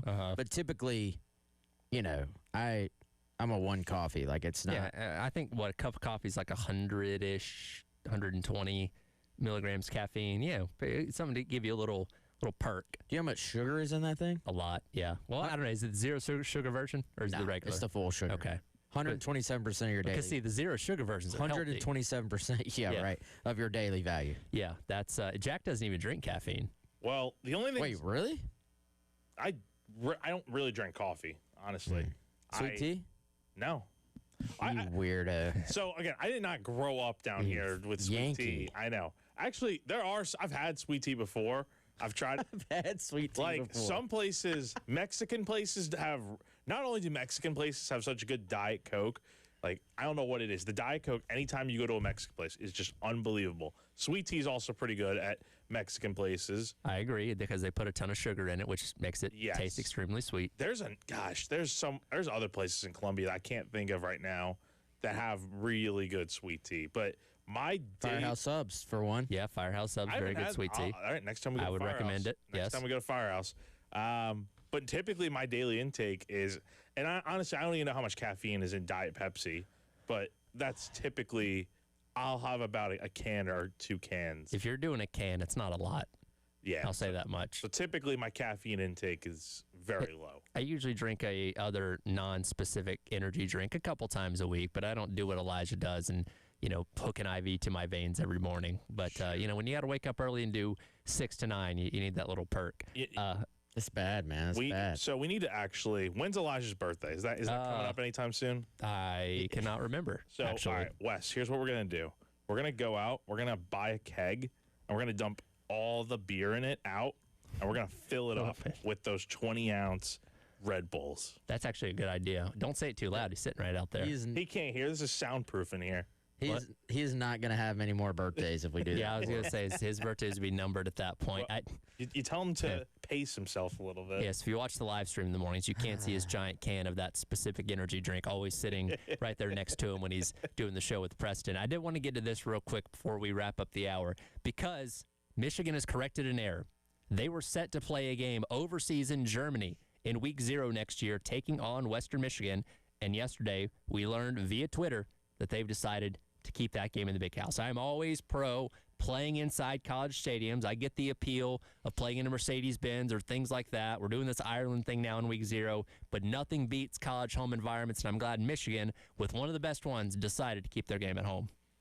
I mean, Go ahead, Jack. yeah. I mean, I never understood the idea of playing in Germany, let alone why Michigan and Western Michigan would ever play in Germany. First off, that is typically a game like next year when that game is in Ann Arbor, whatever week that is early on in the season.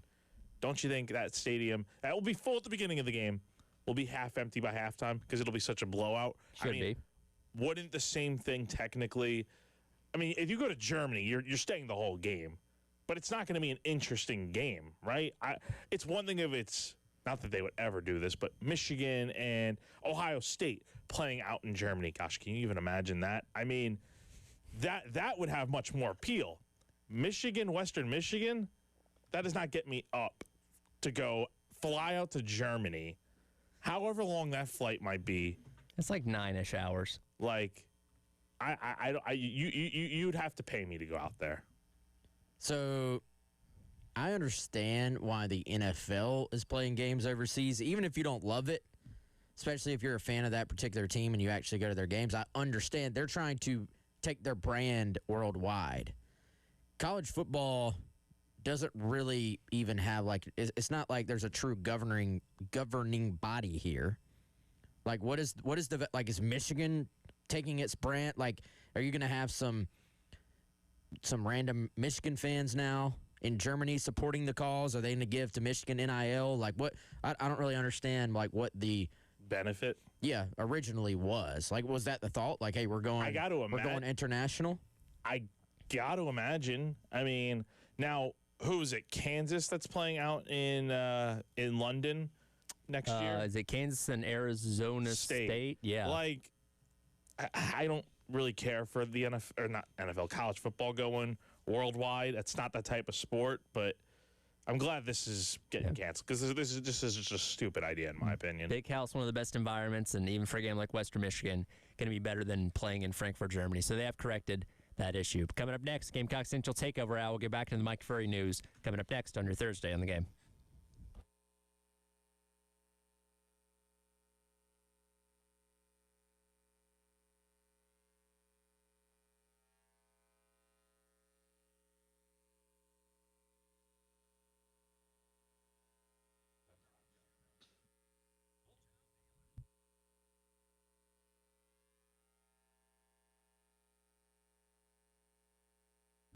All right, everyone, let's tell you about our friends over at Krantz Cooling and Heating. Just talking about it this morning with Wes. They had to come out to my house this week. Never fun when you start up the heat. It is getting colder, so downstairs for the first time, it's like 66 in here. We got to kick the heat on, and then we got some kind of problem. So we did need to make it 67 at least, but there was a problem. I had a buzzing. It wasn't kicking on. My fan wasn't on. So what did I do? I contacted the folks over at Krantz Cooling and Heating.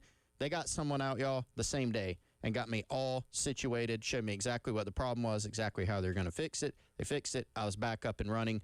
You can do the same at your home. KrantzCooling.com, residential, commercial, installation, maintenance, and repairs. They can help you stay on top of your system so that you're up and running. KrantzCooling.com is where you can go to learn more. Financing options, estimates, text them, KrantzCooling.com.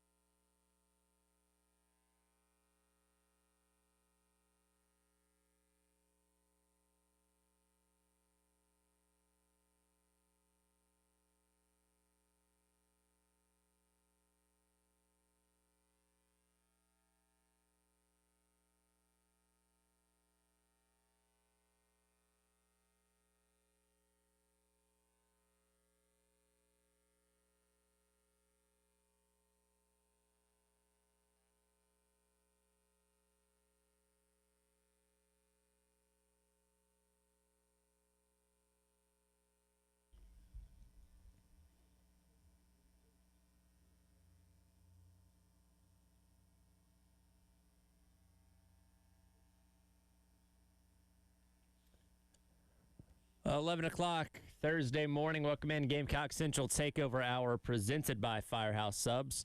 Tower West Chris along with you here, navigating you through the bye week. We'll get into the Mike Furrey news that came out yesterday in just a second. But Chris, as we were wrapping up the hour there, we were discussing Wes finding Elijah's very large energy drink can, the trash can.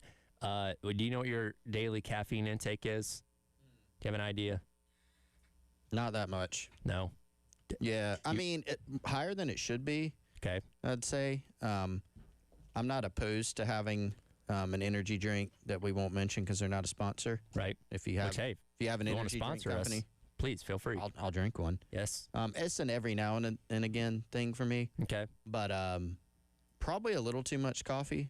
I've gotten a little better, but I'm definitely a coffee guy. Okay. Wes more like a one coffee, right? I mean, generally. Yeah, Well, but it's usually like a bougie coffee. I was going to say, Yeah, he's it got is. a fancy coffee taste. It can't just be like, More K-cup sugar. Yes. or a pot of coffee. I'm just straight gasoline, like straight coffee. Or your black coffee. Mm-hmm. Okay. Yep, just the good stuff. Are you anti, sweeteners and stuff? No, every time Wes, like, hey, you want a coffee? And I'm like, sure, give me that, He uses vanilla, that cinnamon. as his opening. He'll be like, "Hey, pick me out something good." Yeah, and it's always phenomenal. But then I'm like, it's not an everyday thing for me. We Okay. fix a pot of coffee at home, Okay. and I drink it. I got a little extra today from another unsponsored Nice. place that we frequent, and that's really good. That's how we But stay. it's black coffee. That's how we stay awake to do this job. That's right. We just don't consume nearly the amounts that Elijah does. So, yeah, hopefully that heart's in good shape. I'll say that much.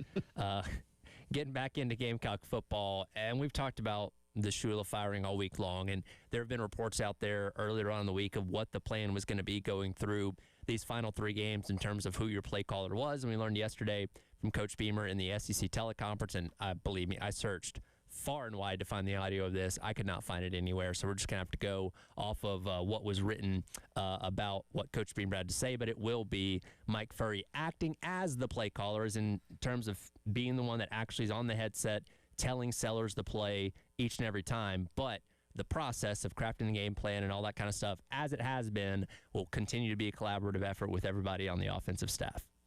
Yeah, and Chris had posted earlier this week that this was the way this was headed, and it definitely makes sense that Furrey would be the guy. He has called plays before at Limestone. He already was the passing game coordinator, and when you look at the fact that you've already had Sean Elliott take over the offensive line, and I will say this, I think there have been some improvements with the O-line play. Adding something else when he's already kind of got his hands full, I think, with the O-line is, to me, just probably not a smart move. So that, to me, took maybe Sean Elliott out of the running. Markwell Blackwell has been an OC before. He would have been someone else that was in contention. I don't know, maybe there's an analyst or two you would talk to, but it made a lot of sense for Furrey to be the guy. And, now he has a bye week to try and just put his spin on the thing. And I don't think we're going to see a completely different offense. That's not very realistic. I don't even know if you're installing a bunch of new plays, man. Really, I think if I'm him, I'm diving into what the guys already know and trying to focus in on a certain number of plays and, kind of going from there. Yeah, I mean, in some ways, like we've seen, Beamer's talked about before how it's, a collaborative effort in putting forth the game plan, but I think probably it's safe to say a little bit more than it has been when it's just Mike Shula. Not that, from everything we heard, he was a guy that would take input and things. He's not sitting there locked up in his office saying it's just my game plan. Nobody else can say anything. We even saw some of this against Ole Miss. You'll be looking out there and you'll see that's a Sean Elliott running play. Like the tight end insert play where they come across the formation, they're lined up right behind, lined up in the A gap or something like that. That's like a Sean Elliott running play. So we've seen some of that. Will that influence on the offense grow? Maybe so. Will there be some new ideas put forth? Maybe so. Will Furrey have some of his own stuff that he'd like to implement? Yeah, and I think each week especially coming off of a bye, this is a good time where if you want to tweak some things and if you want to even install some things, like you said, Wes, it's not going to be, all right, here we go, tear up the offense. We're installing a whole new offense. You can't do that. You just can't. Even if you, the late Mike Leach, we were talking about this the other day, Wes. I mean, one of the things about the air raid offense is, at least the way he did it, is you can install it in a matter of days. You still really don't have that, right? Because you can install it, you're not going to work it all week. So most offenses too are a little bit more complex than that. So this is a time where you can tweak, you can put in some new things, you can take a deeper dive because you have a little bit more time into what do we really need to lean into. I think the biggest thing is just situationally, what's the feel for situations in the games? We've seen, it's not like South Carolina has never moved the ball all season. And you could say, well, Chris, they haven't hit 350 yards in a game. That's true. But often you're seeing, hey, they're putting together a drive here, and then it stalls out. You come up a yard short, you take a negative play, you take a sack, and then a drive that looked promising is no longer promising. Can they help the players from a scheme, play calling, execution standpoint get better in terms of moving the ball and then being able to cash in when you have scoring opportunities? That's the focus here. I think also you have to look at the game flow as well, which has been one of the things that, rightfully so, people were most critical of when it came to Mike Shula, was seeing those things that worked on the very well put together scripted drives. I mean, Mike Shula, maybe one of the best scripted drive offensive coordinators in the entire country this year with the success rate that Carolina had, but so many times we'd say, hey, that worked on the opening drive and they got away from it or didn't do it for 2 more quarters, or, they only mixed it in a few more times the rest of the game. Like, how does Mike Furrey take what's working or take those things that are successful early in the game and keep them consistent throughout the game? I think is one thing that we're all interested in seeing with him taking over. Yeah, and, I think, frankly, it got to the point where the lack of just production on offense overall, the scripted drives kind of stood out just kind of in context of how bad some things were otherwise. I feel like where you're going, wow, this is what it should look like. But then it just doesn't the rest of the way. What will his feel for the game look like? You know what I'm saying? Like a lot of that, and I think calling plays on offense is one of the hardest things to do in sports, and that's something Troy Aikman has said many, many times. Like, there's a lot on that OC. And, trying to get your playmakers the ball from, like, a global standpoint, trying to get into a good play that's going to fit the down, the distance, the game situation, the defense, what coverage they're in, where your quarterback's head is at, keeping some balance. Like, there's so many different things to consider, and you have literally seconds to figure out, hey, let's get this call in. Let's get this call in. So I think having a great idea before the game of what you want to do, but then being somewhat flexible to adjust and know what to do if it's not going your way, there's a lot on these guys. So I'll be very curious to see what that looks like for Mike Furrey. And, I think moving forward for South Carolina, like, is there a path to Furrey getting this job, or is it kind of just, hey, this is 3 games and we'll see where things go? I think he would have to just absolutely, like, blow it up on the scoreboard for that to happen. But if you're calling plays, there's always a chance. Yeah, I think everything that we know about this is certainly points to an external hire. But that's been, you got it, just like everything else, you have a fan split of some people saying, oh, I'm worried that Mike Furrey would get the job. Well, if you are, in order for that to happen with everything that we know, it would have to be, you can't really put a number on it. You just got to score 50 points a game. But, I feel like South Carolina would have to, like, win out and really light up the scoreboard to where you're like, wow, this was the missing ingredient, right? Yep. Even then, is it likely? I mean, probably not. But what if they did just light what if it up? they did? Then you have to have the conversation. You would have to have dude. the conversation. Like, I know we're not anticipating that being the route they take, but it's all fluid. Yeah, you would have to have the conversation. That'd be a good problem to have because that means you'd be successful in closing out the year. And look, there's a lot. There's everybody's definition of successful is going to look different too, right? That's like right, yeah. some people it's points per game, some people it's yardage, some people it's purely just how Sellers looks, and is he more comfortable with Furrey as his play caller? All that stuff's going to factor in certainly. But yeah, that'd be a good problem to have if you have to have the debate of wow, Furrey did such a good job in the final 3 games. Maybe we should just keep him going as the OC and keep everything in order here. Yeah, I do think some of that too, though. If that happens, there will be a little bit of reaction of, well, where was this before? You know, like if it really just truly that was a lot of the reaction. You go back to 2022 when the offense just takes off at the end of the year. People, they were excited. They were excited about the wins, but it was kind of a little bit of like, wait a second, we could have been doing this the whole time. And that's why you got, like, things can't just be, what they are. That's why you got I was watching Marcus Satterfield, and I don't think his mouth was moving. Crazy stuff. His headset wasn't even plugged in. Headset, he's just out there.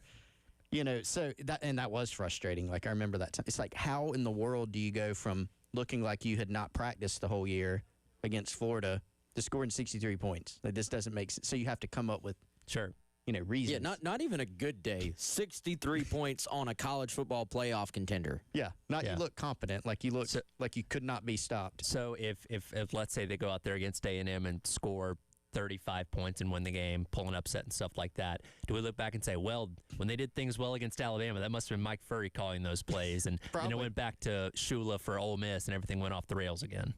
Yeah, who knows? That will be a take somewhere out there. Yeah. We'll continue to analyze this and what can look different in this offense under Mike Furrey as the play caller for these final 3 games as the Gamecock Central Takeover Hour presented by Firehouse Subs rolls along in your Thursday on the game.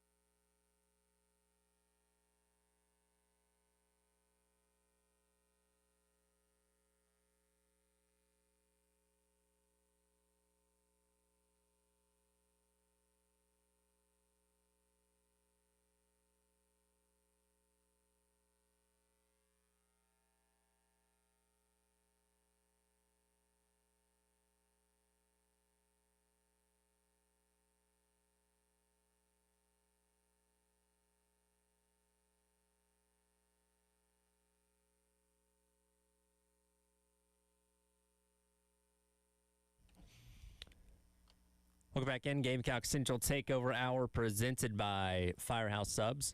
Tyler West Chris along with you here on your Thursday on the game. Tomorrow night, busy night here on the game. Women's basketball, game number 2 for them as they take on Bowling Green. Tip is at 7 o'clock, which you can listen to right here on the game. Immediately following that will be a later edition of the High School Football Scoreboard Show with Elijah Campbell and Justin Hall. That's brought to you by Paymore as high school football playoffs get rolling across the state of South Carolina. So you can listen to that tomorrow night right here on 107.5 The Game as well. We're continuing to talk about the decision to make Mike Furrey the play caller for the final 3 games of the regular season. And as Beamer pointed out on the teleconference yesterday, the process of generating the game plan and everybody being involved in it doesn't really change. And Terry and I were talking about this a little bit earlier. Is that something, and again, we're not in the meetings, we don't get to see what happens behind closed doors, so maybe there are elements of it that look different, but the implication for that kind of says, okay, we like the process leading up to the weekend, but when it comes to Shula calling the actual plays, that's where the issues lie. Are there other elements of this process that maybe need to be looked at in terms of making the offense better in these final 3 games? Oh, yeah. I think you got to look at everything, honestly. Now, it's going to go well beyond the final 3 games, I think. Like, you got to look at everything overall. Like, you can – here's the thing. You can have an offense, and most of the plays in there at this level, they work. Like, most of the plays work at some at some level. And so when the plays work, it's all about when do you call them? Are the guys comfortable with them? How much have you repped them in practice?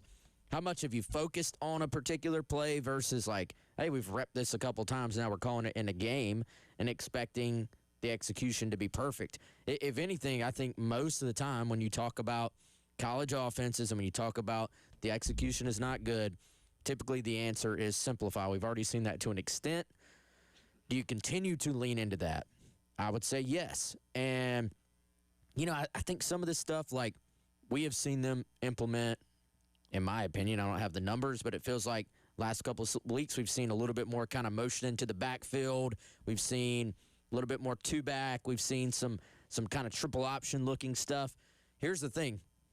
Implementing those aspects into your offense is a good thing when you have a quarterback like Norris Sellers.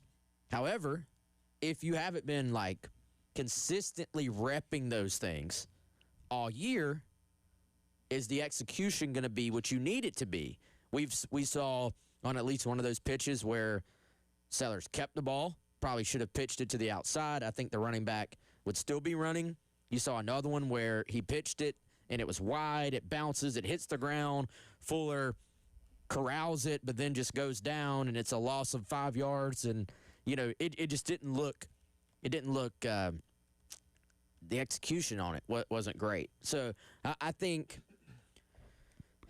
people want you to do different things on offense, and I get that, and you probably do to an extent, but you can't do that to where you're just having another grab bag of, hey, we're going to do even more new stuff, and then the execution goes out the window. So I think you got to narrow this thing down to some things that you really, really do well. The other aspect of the Mike Leach, hey, I can install my offense in 3 days thing, is that you are going to rep that thing over and over and over and over to the point that the guys can run their routes in their sleep. The quarterback can make the reads in his sleep. And that's something where, yes, there have been some play calling issues at times, but there's also been times where there have been guys wide open. But is some of that on the quarterback just missed? Of course. But is some of that on a lack of comfort level with where everything is? Is some of that where maybe a receiver runs a route a little bit off? We don't notice. We don't even know. But because they haven't maybe repped that play enough, they're just a little bit off on their depth of route. Yeah, I think one of the things that you can point to quite easily, because there's been a bunch of examples this year. You know, you've got a 3rd and 3, 3rd and 4, 3rd and 2, and you're looking at it going, this seems hard. You know, you're coming up a yard short if you run the ball. You're calling something in the passing game where you're looking at it. And to be clear, this is not every single time. I'm not saying South Carolina has never called a route to the sticks or a short route. But a lot of times you're looking at it, and there's a short route, or there's a situation, I should say, where you would think you can draw up something that's maybe a little easier to execute, and you got a bunch of like downfield routes, and then you've got the issue of trying to protect it, and then you look at it with hindsight going, okay, maybe Sellers could have scrambled out and made something happen. It's been a little too hard, I think, frankly, at times. Can you streamline some of the decisions that are needing to be made to where it is easier? Can you help out schematically a little bit more from what we've seen? South Carolina has had some success downfield in the passing game, so you want to keep those elements. But you also, I think, have to be able to scheme up some stuff. And we saw some of it against Bama. We did see some of it against Ole Miss. But how can you find ways to get your playmakers in space? How can you go back and look at it and say, okay, they're giving Lenoris Sellers more one-read stuff, or in critical third down situations, he's not having to stand back there in the pocket.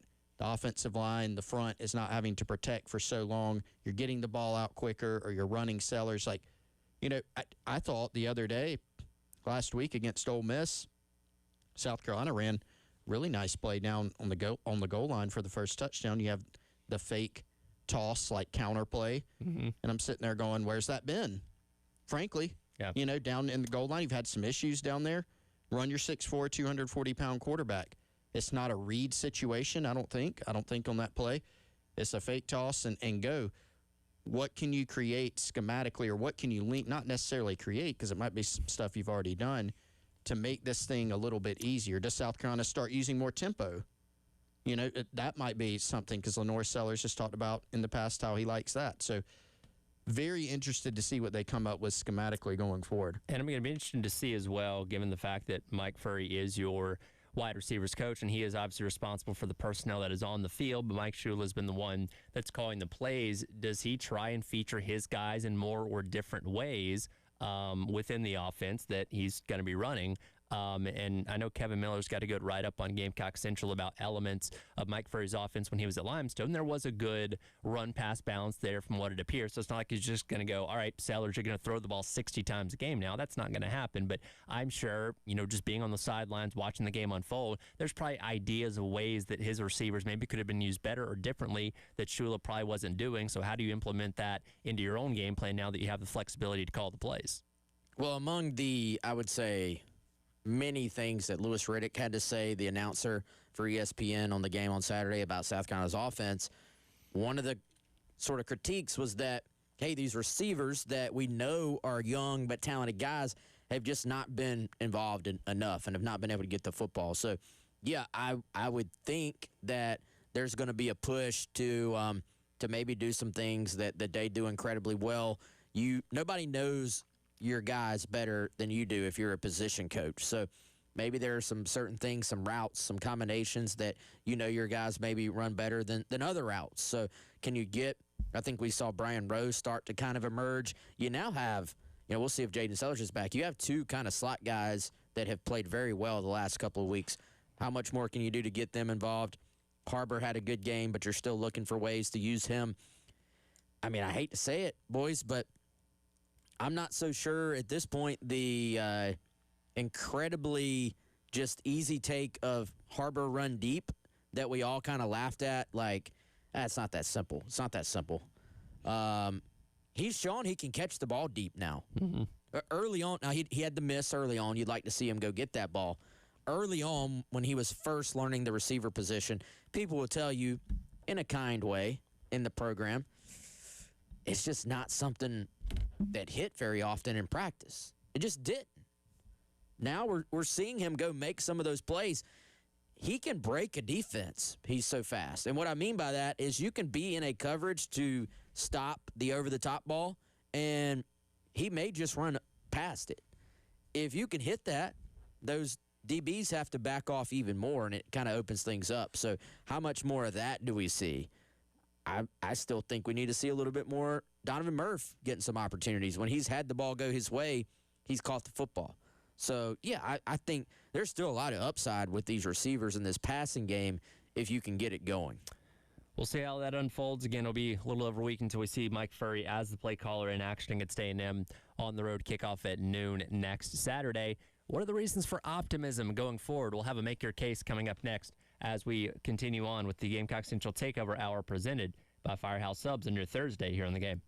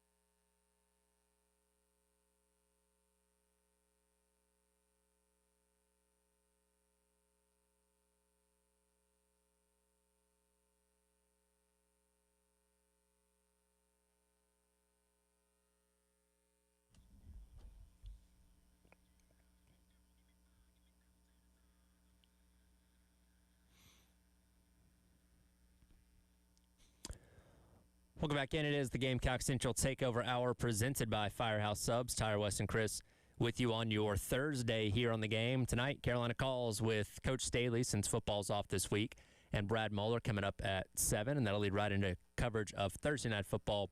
Broncos and Raiders coverage at 8, kickoff at about 8:15, 8:20 for Thursday Night Football. Of course, Carolina being off this week, a time to kind of really assess everything as you get set for the final 3 games of the regular season, and obviously you're not in the place you want to be. You have your back up against the wall. You have to win out. You have no other choice if you want to make a bowl game and extend the season a little bit further. But even if you did, it wouldn't be a marquee bowl game by any means. So you've got your challenges ahead of you, and I think that leads us into today's Make a Case, where the question is, what, if anything, gives you optimism over the course of these last 3 games? I'll start with mine. And again, the topic of the day and the week has been the change at offensive coordinator. And I think coupled with the fact that you already made the move on offensive line to move on from Lonnie Teasley and elevate Sean Elliott, where we have seen elements of the offensive line get better. It's still a work in progress, and Saturday was a rough night for those guys out at Ole Miss. But a change was made in an attempt to make it better in season. And now we've done the same thing with the offensive coordinator role, where I don't know how much different it can look with Mike Furrey, but it at least opens up the door to things improving to some degree. And I've used this example several times already. Look at UCLA. When they fired Deshaun Foster and it made Tim Skipper the interim head coach and elevated Jerry Neuheisel to play caller, who had never called a play in his life before, they suddenly start putting up 30 and 40 points a game. Now, I'm not saying that's what's going to happen with Mike Furrey here at Carolina. It'd be great if it did, but those examples out there, and there's not just that one, there are plenty of other ones this year and in years past where making that kind of change can spark something. And again, I don't know if they're going to win all 3 of those games, but maybe they look at least better in those games than we'd seen in the first 9. Like, that gives me some shred of optimism. Okay, there are things to look out for and things to potentially be excited about over the course of these final 3 games. My case is you still have a chance to beat Clemson. Yes. And whenever that chance is alive, there's a reason for hope. And I think once you get past the idea of, hey, college football playoff, not happening this year. Hey, super successful 8 or 9 win season, not happening this year. What's left? Maybe not even a bowl game. You're gonna have to go beat what will be. We'll see if they can beat Missouri this week, but will probably be the number 3 team in the country at their place with a new play caller. And, you know, you're a team that just has not been able to break through and win any of these underdog games this year.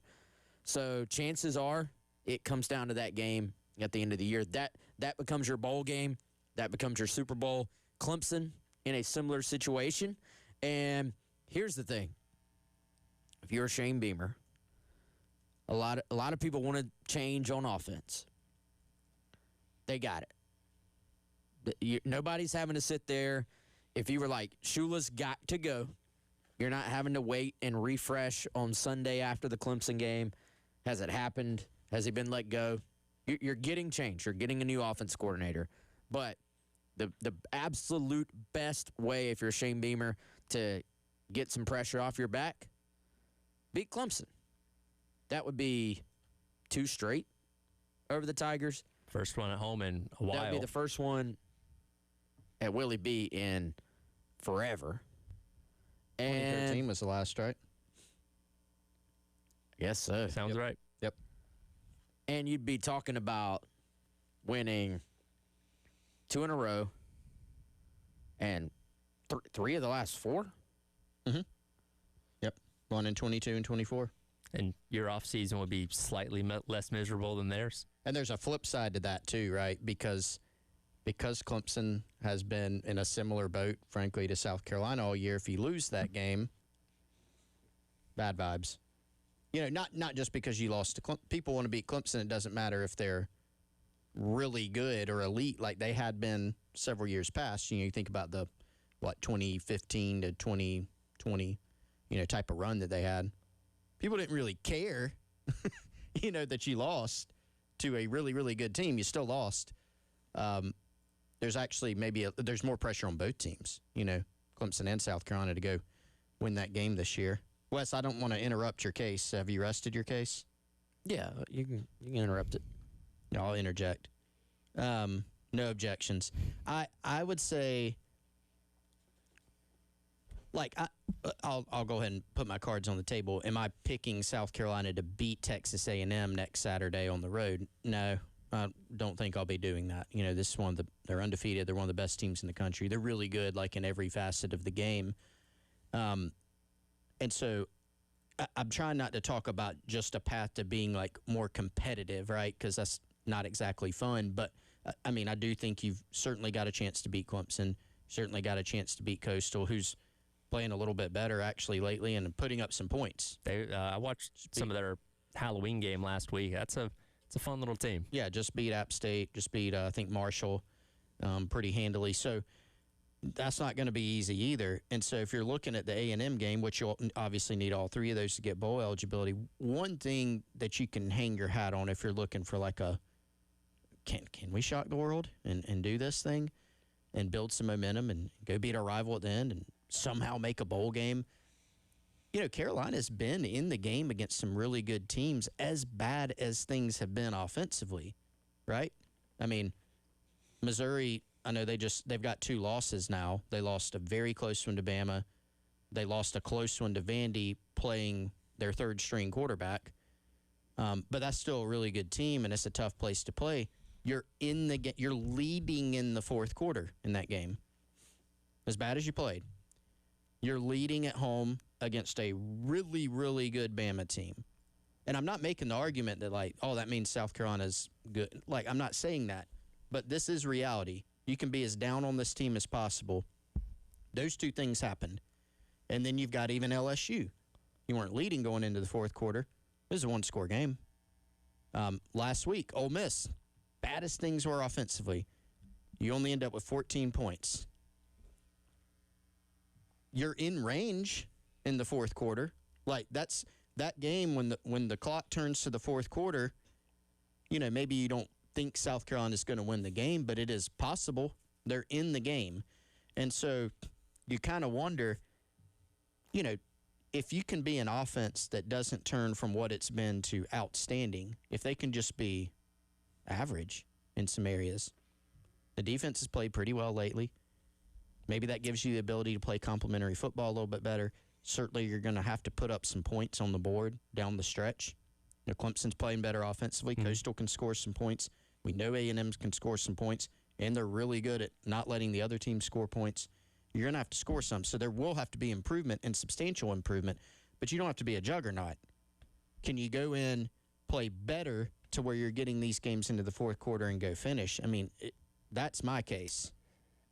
Yeah, I'm glad you brought that up, talking about being average, because that's something that Jack and I talked about a little bit earlier on today, because you're right, the defense and special teams, I know they didn't have their best game this past weekend against Ole Miss, but those 2 elements have been consistently good enough this year to put you in positions to win not every single game, but a lot of the games that you have ended up losing. And you're right, if you go from being in the hundreds, where most of your offensive statistical categories are, to right smack dab in the middle, which right now is 68 because there's 136 teams in the FBS. If you became just a very average offense in college football, you open yourself up to being in, or giving yourself an opportunity against, again, a great team like Texas A&M and, you know, challenging teams like Clemson and Coastal to close things out. And for perspective, in case you're wondering, the 68th ranked offense in yards per game is SMU.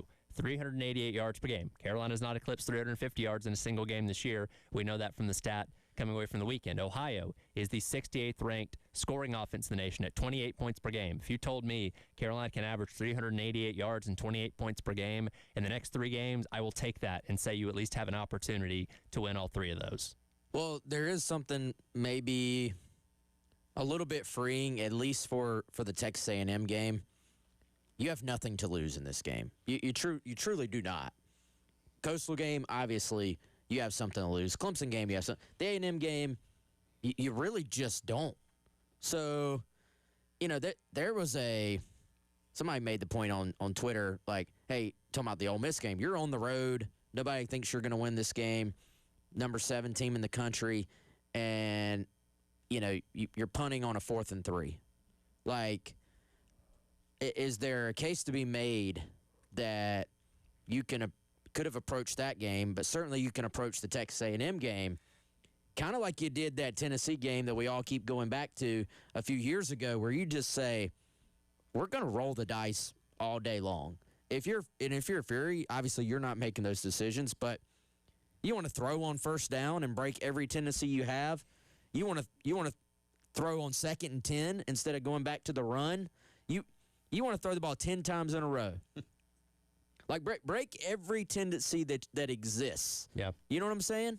And make this thing like you don't have the ability, obviously, to do that for an extended period of time. But in a 1-game sample size, when they have no idea what to expect from you as a play caller, you can break every single tendency that South Carolina has had this year.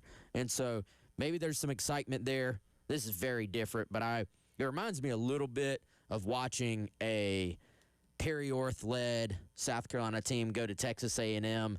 I think they lost 35-28 the year that Sean Elliott was the interim coach. That A&M team, not on the level of this one, but there's a lot of talent on that A&M team.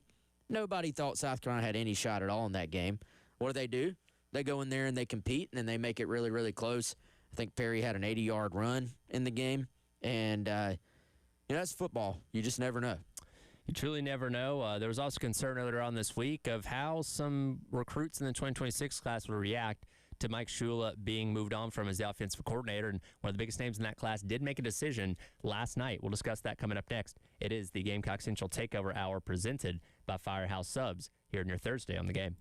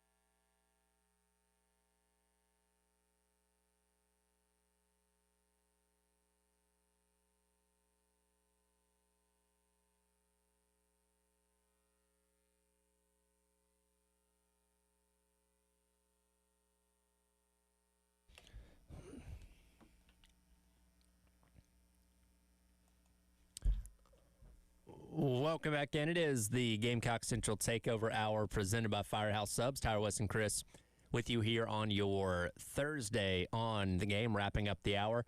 Of course, the news this week that we've been following along is moving on from Mike Shula as the offensive coordinator. Now we know that Mike Furrey will be calling the plays going forward. But anytime you move on from a staff member, especially during the season, there's always a concern of the ripple effect that could have when it comes to recruiting, especially just a little under now, I guess, a month away from early signing day for the 2026 class. And one of the headliners of Carolina's 26th class is, of course, four-star quarterback out of Alabama, Landon Duckworth, who, though last night did tell Hayes Fawcett of On3 that he is shutting down his recruitment and sticking with South Carolina.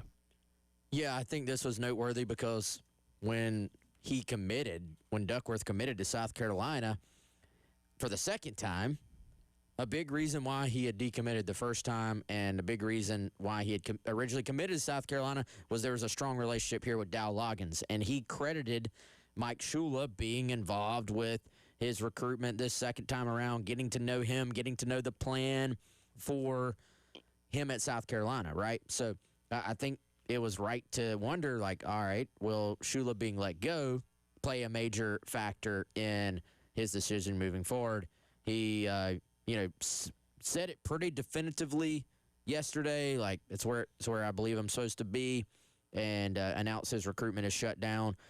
And I think it's big news. A 4-star guy for South Carolina. Now, here's the thing for Landon as well. A lot of the other schools he was involved with, like you're sitting there, LSU at one point kind of tried to poach him. They got him on campus. They offered him, kind of made a push for him. Chris, LSU is in the midst of a head coaching search. Auburn actually was not maybe the number 2 team here for a while with Landon. Down the stretch, it really ended up becoming a South Carolina-Auburn battle. Mm-hmm. Well, Auburn just fired Hugh Freeze. So you kind of wonder if Landon hasn't gotten a just very early in his career, like, I guess, lesson that this is a big business. There's going to be coaches leaving, coaches getting fired, and he's just choosing to put his trust in Shane Beamer and Darren Usher, who we know, South Carolina's director of player personnel, has been very, very involved with Landon and his mother and the family there. I think it's maybe a matter of him just saying, there's chaos everywhere right now. My OC being gone maybe isn't even the biggest deal at this point. Yeah, I think it is a lesson, kind of a wake-up call of, oh, my gosh, like what's going on? Like all these schools, Carolina's now, Landon Duckworth will be on basically not on the field, right, because he's not even here yet, but like the third offensive coordinator, because Dow Loggins was involved and it was Mike Shula. Now it's going to be whoever the new guy is. Shane Beamer's obviously been a constant there, whereas the other schools, at least a couple of the other ones, LSU and Auburn that you mentioned, Wes, that were heavily involved here, have had coaching changes. It's going to be interesting, by the way, whoever Auburn does hire, or LSU, do they go, ooh, Landon Duckworth, nice. Let's go take another look, see if he's really serious about that. But I do think. Well, will they have a hire before? Will they have a hire? Maybe not. You don't have a lot of time. Early signing period December 3rd. Yeah, so quite that's literally not 4 days after the regular season ends. Yep. So that's going to be tough. And is Landon an early enrollee? I think he is. I would say, I don't know if we have that confirmed, but I would even just guess Assume. probably so. Yeah, Quarterbacks, almost all of them. Almost always. Unless he wants to play basketball. I would think he's an early enrollee. He does put together some dunks. Yes. Got a highlight reel on Huddle if you want to check it out. Yeah, so I mean it's probably tougher. So this is good news because you've got your guy in that you've prioritized for a long time. Does it help that a couple of the other schools, from a head coaching standpoint, have been in flux? Probably, but you like that he's publicly shut this thing down, and I think behind the scenes that is matched too. For Carolina, your high school class seems to be in a pretty good spot right now in terms of the stability. You've got, and not just on the offensive side of the ball, there's a lot of defensive guys out there that you're trying to go flip, down the stretch. And so to have a season go this rough and still have the core of your class in place, you need to keep that in place. Got some guys out there you're looking to go flip, particularly on defense, actually. And then obviously the portal is going to be a huge part of your strategy here. Yeah, and again, Duckworth, if Sellers were to leave and go to the NFL, which there's still an opportunity for him to do that and still being thought of pretty highly on draft boards and all that kind of stuff, you could come in here and compete right away for a starting role against Cutter Woods and Aaron Nolan and all that stuff. So I imagine that's probably still pretty inviting for a guy like him if Sellers does decide to go pro after this year.